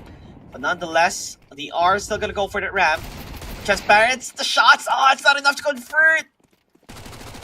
They're still looking, as it's still not enough. Expoya won't fall down. Perfectionists are in control. Nope, they're not. Elo Delivery, my oh my, are they coming up? Playing their hearts out, not getting eliminated that easily. Not gonna give it too much, scot-free. As they're able to find the last one, Elo Delivery. These guys are showing them like, hey, we're not out yet. We're still fighting. And that's the important part, right? And the rounds that Perfectionists have been putting up for them before the 2 wins for Elo Delivery has been pretty close. So despite them having the lead so far, they don't have the money to try to justify a full buy coming into the next. So you're seeing a few deagles, a bunch of USPs in hand as well. I'm looking at the CZ buy for Smiley. He also is confident to actually buy up the kit for this round. So my eyes are on him. The stack comes in as well over to the stairs position, as A is looking pretty much wide open for the taking of Elo Delivery. No as way. Hasnain, he hits one shot from the 5-7, but that's only one gun gone. as Expuya and Transparent will pick up the few pieces. Ooh, Ow. Lego's gotta hurt his legs there, man. You're not like Mission Impossible or anything. But Allen will fall down. No, not too shabby here. As he still have the gun advantage. Other than Transparent, unless he makes a name for himself, still highly depends on what Elo Delivery is going to be doing. They're not necessarily showing or answering the question here on where they're going to go, on which side could possibly be still be in A. As Marble picking and prodding, looking around, but I think they're going to hear that Molly, so they might have an inkling on where he's going to be at. As Marble goes for the peek. Easy peasy lemon squeezy. Force will fall down. Transparent does have the gun. No, he's gonna get blocked. Ooh, that nade was perfect. And the pipe. Oh, you gotta hate Vertigo. You know, the pipe was in the moment where he crossed. Could not get the kill. Nonetheless, economy though. They finally have a full buy here, Ramon. And if you keep Elo Delivery on this momentum, oh my, they're gonna crush Perfectionist. And now you're seeing a bit of that individualism from Hasnain, just solo anchoring down that mid spot with that 5-7. Not enough for him to take the frag. And then a few of the adjustments for Elo Delivery made as well, since they gave that A-side aggress a little bit too closely for my own comfort. Just taking that CT position. Heaven also in check. Smiley gonna take a chance as well. As Allen, that defense on ramp, looking as comfortable as ever. Coupling that up with Hasnain, as SMH will lock down that mid-bottom position. It's a 3v3 and Elo Delivery, the closest chance that they can get to actually get the 4th round. And SMH is also really low. You also see that Smiley's going to pick up the pieces over at that flank as well. This is going to be big, Ramon. It's going to be a big surprise. Force, he gets some low, he gets a shot. Smiley, meanwhile, on the flank, they're not going to expect this. Will he hold it? No, he goes for the shot already. I thought he was going to have trigger discipline, but never mind. It's going to be a 1v1. Up against the AWP on RT. You know, one shot is all it takes, but if you don't know where the opponent is going to be at, it's going to be deadly. It's going to be hard, Ramon. It's going to be hard. It's hard for a toss-up. It's a matter of where he's pushing and which angle they're both going to be looking at. Did he bait out the sound cue of him pushing up the ladder? And then decided to wrap around that Ram's position? No, this is going to be so huge. He will never expect this position. But he does. But he does. Never doubt RT God. Never doubt it. Never mind. Never mind. Because I heard the sound cue. I thought he was going to be pushing from that position. And then he just decided to bait out that shot. Yep. I mean, it was Artie at the end of the day. And his up shot definitely never missed. That was a tight angle from him too. Could you imagine? This came from 5-0. Now we're at the 5-on-4. And then an eco round coming again from Perfectionist. Unless somehow they win an eco round, you know, that would be big. But as the way things are starting now, Elo Delivery, they're mad. They're mad at the fact that it went 5-0. And now they're cleaning house here. Cleaning into perfection. Not a single player is falling down. Perfectionist. Oh, maybe need to start learning a few new things here. As Hussein, this guy's been playing phenomenal. But one player can only do enough, right? You gotta have the whole unit, the whole shebang, trying to play their hearts out. Goes for the shot, will miss. And let's not forget what's in line here, Ramon. This is the final qualifier. You lose this, it's goodbye. There's no, 5th qualifier, 6th qualifier, because next month is the playoffs. This is your do or die moment. Isn't it like poetic that we're getting like a pretty close game as one of the last chances for one of these teams? I really wish that there was another chance for at least one of them, because both of these teams are pretty talented in their own personal style. But in my eyes, man, Elo Delivery with their comeback right now has been phenomenal. And it starts again with the mid push for Legolas to see how it turns out. Yeah, and already getting a kill down, making, stopping them at their tracks, not able to really push as much as they want to. And the shot from Allen gets another. Same with Force. This is amazing coming from this team. When you think that they're getting shoved at, they're pushing back. And that's saying, we've seen him play tremendously. He's gonna go for the peak. Not gonna work out. Marble just right on the dot. Still gonna be a 2v4, 2v3 though. It's gonna be a bit much more harder. But if they can find those 1v1s, those pickoffs, it could change the story in towards their favor. Artie God or Ardex God.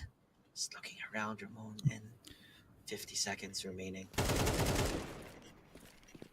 Does actually get the shot again. That's the one smoke that they were watching out for. And now Allen, he's in the perfect spot. Could actually deny the plant now. He doesn't even stick it. He gets the shot again. And Allen, he was waiting for the rotation. Actually didn't even need to wait any longer. Just picks up the 1v2. Even though Force was a little bit too late to the party, he wasn't even needed. 4 kills for Allen. Picks up the op, gives it to Force as well. And my oh my, the solo anchor on the site just showing up when he needs to. Denying Elo delivery. They stuck the bomb down when that was actually an open opportunity for Allen to isolate each pick yet again. Picks off one before he pushes up over to the ramp side. And when he crossed over after he planted the bomb down, he just took another headshot. What a beautiful story for Allen, just developing into the monster that he's in right now. 6-5 for Perfectionist and Elo Delivery are going to try to equalize the numbers. If there was a camera feedback on showing the stream, I don't know if you guys know the GIF of damn. That was my reaction when Allen got a shot. And he gets another one on his kill feed. You know, this guy, unbelievable. Still, you see the boost towards the right? If Force shows himself, he might fall down. He's not ready. Did not know what hit him. He thought they were going to push towards, stairs, but they got boosted up. Able to get the site in control now towards B with the utilities at hand. It might take some time before Perfectionist could take control. But we do see a flank from behind, by the way, on Marble. What? I don't think they understand. I don't think they know the shots. Oh, I thought he was going to miss. He gets 2. Could be a triple here, Ramon. They're pushing towards Transparent. He's stuck into a rabbit hole as it becomes 6-6 in the first half. Very up close. Literally, okay. I know what you're saying, but tell me. I was losing my mind because if there was a replay for the shot from Artie, he just peeked on a really tight angle, just taking control of that E-box with just one shot. And I believe that one player was from CT. He was from CT spawn. He got shot from the wall bang, and that kind of kickstarted the retake being denied yet again. And that was clean. And what was even cleaner was Perfectionist controlling the rotation as well. You could see that Marble was also flanking on from that T-spawn position, and it was all the way from the A site where he actually got himself the double kill. They could not get out of CT as closely as possible because of Marble's rotation. Yeah, Marble was what a ninja. You're not able to find him the assassin of this Vertigo. Meanwhile, Legolas though starts it off with a kill. A good start for Elo Delivery as they're finding more. Artie God with his vengeance, looking to get one more towards Transparent, but no, they're gonna pick things up as much as possible. As Transparent, he's alone against 3. I mean, honestly, one man is not an army. As Elo Delivery get the pistol round, and then that sets things up for Elo Delivery. I mean, this game has been close, but sometimes the T side of Perfectionists have been shaky, and that's not really what you want to see here. Hopefully we see a different side for Perfectionists to see a much closer game, as Elo Delivery will start with a bang with amount of bonus cash that they have in the bank. That's true, and they're also reaching their confidence back up yet again. You can see that Marble is doing a lot of damage. You can see that Xpuya is also hitting the shots yet again. This time they got the guns in check. Now they can try to force the fight onto Perfectionist or try to play for the boost, because that's where Marble's actually catching up with himself. I didn't expect him at all. I mean, he got stacked quite a bit, but guess who's there? SMH is there. Same with Artie. I mean, whatever plan you've got, Elo Delivery has the answer. I mean, they also had a game plan entirely too, just expecting that the mid push was going to be coming from them as well. The push from the bit of a force buy and check for them. I don't think it was a force buy. I think it was a bit of a mix as well. Five-man Glock push. Yeah, okay, that's going to be the case for the previous round. And I guess they expected that they were going to rush on down to the mid side, just prepping that boost up and holding the long angle with that A1S. That was a good play for Elo Delivery, just expecting that play. from Perfectionist. Now we're gonna see the ramp push here coming from Perfectionist. You know, they're having a shaky T side here, not so shabby, as they're still looking around, pick and prodding if they can Balance is see, so slow. you know, the weakest link. And I think this is their number one weakness, right? Not really having this, you know, the decision making on what the play is gonna be. They have to play as a team, as a unit, and make it snappy. Because giving too Yeah. much time for elo delivery makes them understand on what they're doing. And honestly, that's a good way to start. Force finding a pickoff, getting one. I mean, he is the guy who's lurking around, right? Trying to see who can he kill. As they're just hiding around the corner. Sandbags. Sandbags is not cleared. Legolas. Sandbags is not cleared. No, he gets the kill. He's looking for more, but he gets stopped. But does the damage. Transparent on the other side, though. Oh, I love the way they're playing. They're not really in one position. They're everywhere. Force! No, Force, don't tell me. Oh, that was too close to comfort. Expoya could have gotten that kill. Meanwhile, though, Marble. I mean, this is more of the up close and personal type of gun here, buddy. It's going to be a much more difficult. Ah, they heard the sound too. So you know where Marble is going to be at. And Hassan is just waiting and waiting for him to go and say hello to my little friend. The shot says fired. And Perfection is finally found around here. Would have been a lot cleaner if they actually cleared that sandbags. However, by the end of it, they still get themselves a 7th round. Why? It's because of the slow ramp push from them. And it was also from elo delivery and their over-eagerness to take the rotation a little bit too early, which kind of forced Force in a way that he actually picked up a pretty early kill from the mid fight as well. It's cutting the rotation off yet again, and that ramp push actually becoming the key for them. Now it's becoming a point of conditioning yet again. Perfectionists are putting early mollies down, early smokes over to the ramp side as well. Just forcing the rotation and trying to get their attention this time around. Expoya at least will attempt the flank, and Transparent has been aware of that at this point in time. They get the 1-for-1 trade-off in the end, which kind of gives a lot of that momentum back onto the Perfectionist side. But sometimes their numbers don't really matter, because for elo delivery and their setup, they could just play for the retake. Or just defend. Could possibly be, and there you have it. Arnix God will fall down, and I mean, at least the trade-offs are there, right? If you're gonna fall down, at least get one kill.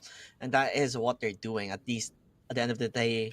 You know, like you said, numbers may not be an impact, but sometimes they do pack a punch. And again, the guy on Sandbag, where is he? He's just hiding. Oh, the sides! Goes for the peek again, Hassan! Tremendous aim, making work. SMH gonna be going from up above, but he doesn't notice a guy lurking right around the corner. Still, nonetheless, the spray control. Smiley looking for more. Guess who's at the back? End of things. It's Allen. He's a pesky rat. Did not expect him coming. 8-8, and economy is in shambles for elo delivery. They gotta take a loan in the back because honestly, they just don't have the guns. Yeah, if only you have access to the marketplace at this point in the game, because they don't really have too much to sell for what they're capable of right now. Just a few deagles, just one deagle actually. A few pistols across the board. Elo delivery is not going to have a good time defending their 9th round and could possibly give it up to Perfectionist. Pushing on to Transparent, one frag, and gets the 2nd as well. There was no doubt that this guy could get the 2nd frag as well. SMH just surprises Smiley as he decided to actually give himself up towards the A side as well. But that's fine, because that wasn't the end game all along. It was actually the play from Hasnain, who gets the space over to the B side and actually gets another. Yeah, Artigod gonna have a hard time here, but you know, it's all about what happens, and it seems like Perfectionist, they found a foothold on things here. It's gonna be 8-9, and Ramon. I am enjoying every single second of this game so far, because you can really see how everyone's putting their hearts out, and it's been fabulous CS2 that we're seeing right now. Did you also notice that Hasnain actually killed off his IGL? I mean, it's really It's like funny. In the heat of the moment, it actually just happens. You're low on HP and then you just walk into a bullet. That's fine. Yeah, it's like, oops, my bad. Well, You deserve it. oh, hey, I don't know about that, but Force opens up things out for the team as well as Hussein. This guy, Hussein, honestly, a star player, I would say, alongside with Force, because they're just opening doors upon doors for Perfectionist as Elo delivered. They're scrambling into P6 Poya. He does find Force finally. This pesky guy will fall down and one tap as he gets a kill. So nonetheless, 2v1 to Arctic's got. You know where he's coming from, and the shots have been fired. Allen will find that one out. And guess what? Again, Ramon, economy is not looking good here for Elo Delivery. 8-10 as Perfectionist. It seems like they're robbing Vertigo, and you want to take this map and continue on to the next round.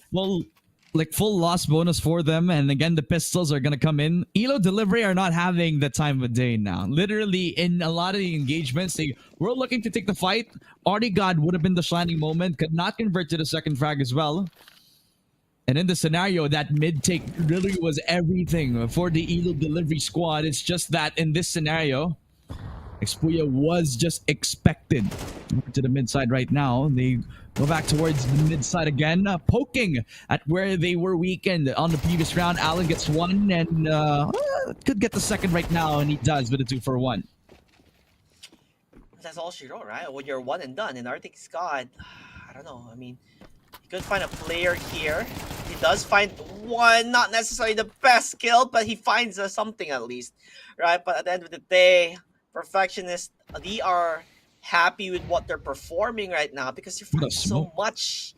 Even the smoke play, I love it. Legolas is just gonna hide here inside the smoke because, I mean, what can you do but push it out and die in the hands of Hussein? This guy, honestly, everybody from Elo Delivery, they're struggling just on how well Perfectionists are playing this. Now it's gonna be their buy round. I think I saw an AWP being bought on. It's gonna be on towards RTX God. Is this going to be enough is the main question. It feels like they're still struggling. Just because of how well Hussein and Force has been playing. That depends on where they're going to position this AWP. I'm going to be expecting this guy to be on the stair side, because that usually will be the default play for him. But will that be enough for him? No, it's on ramp. That's a very surprise attempt.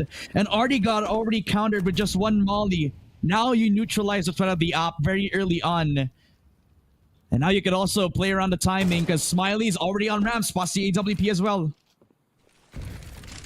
To be honest, it's nothing new. They've always been playing this way with the molly throw. So, not necessarily sure why they decided to position there, but maybe because it's been the position that's been being taken the most. Meanwhile, from above, oh, did he see it?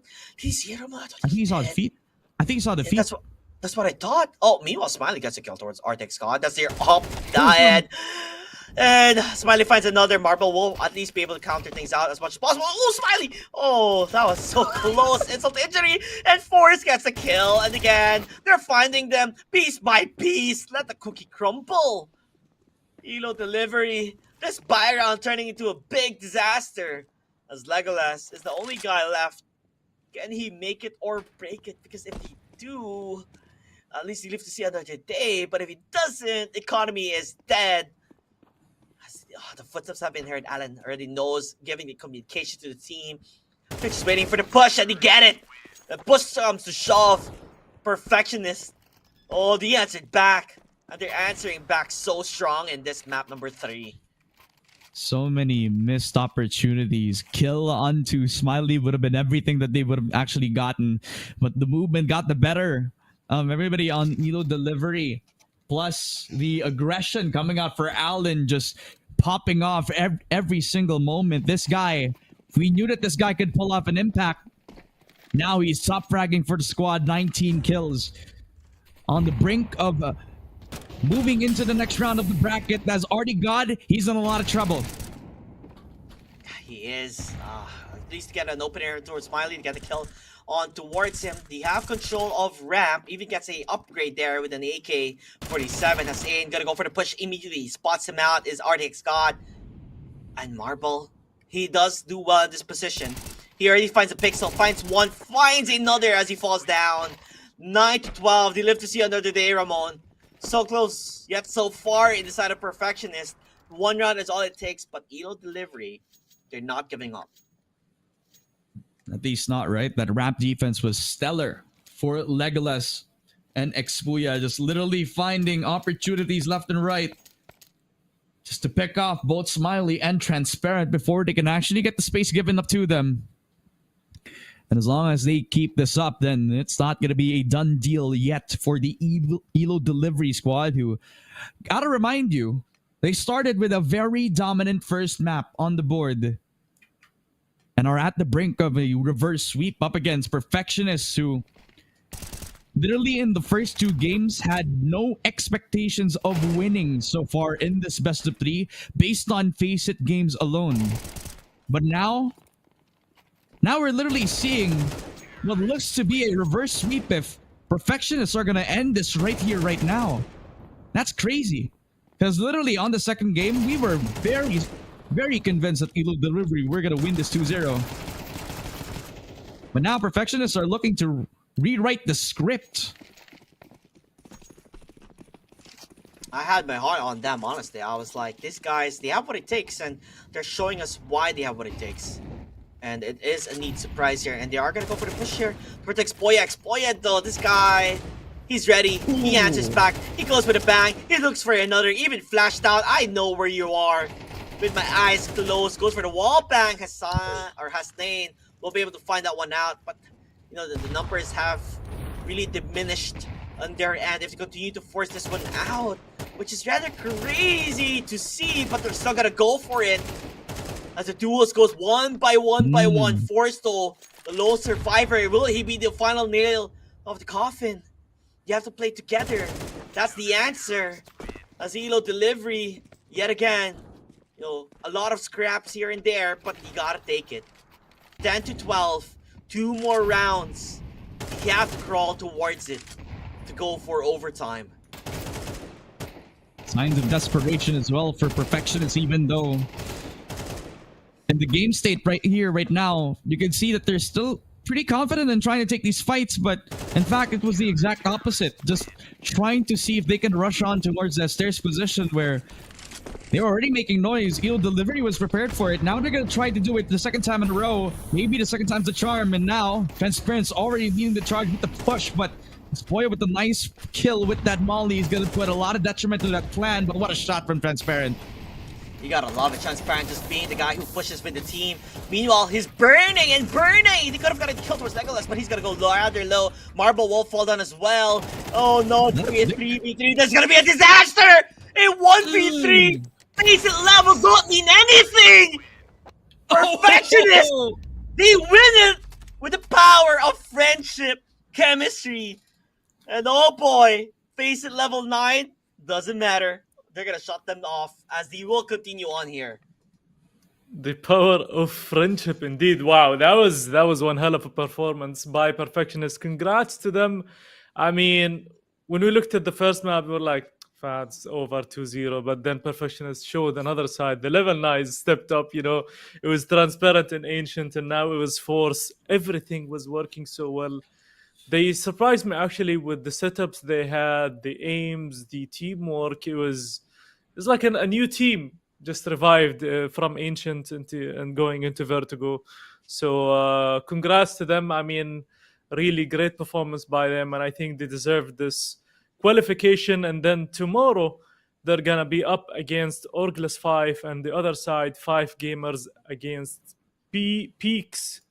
I think we might be streaming that game, the 5 gamers and Peaks, and then the grand final.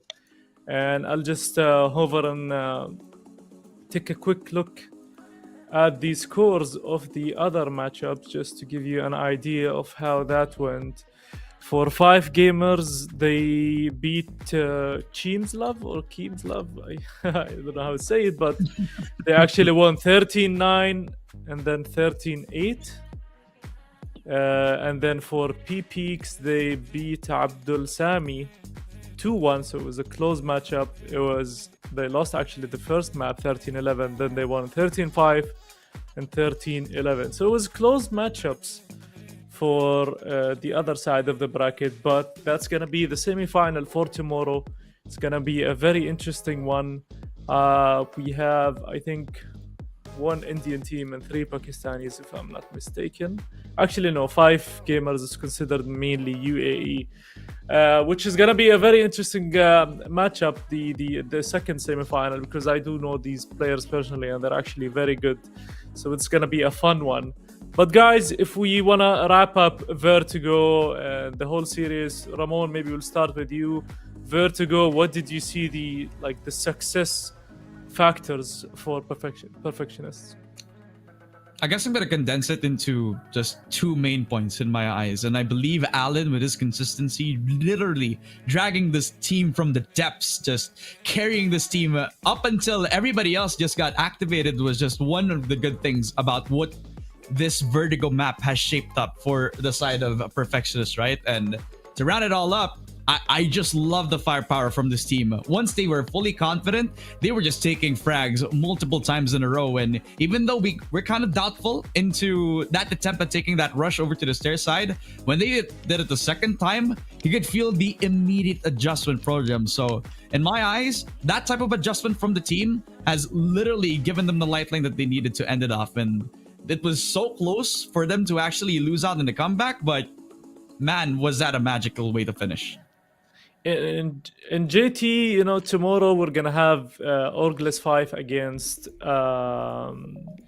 Perfectionist. In your opinion, is the Orgless 5, do they have the advantage there, or do you think it's gonna be also a strong matchup? Oh, well, the thing is, we haven't seen Orclus 5 really be in a, in a challenge yet.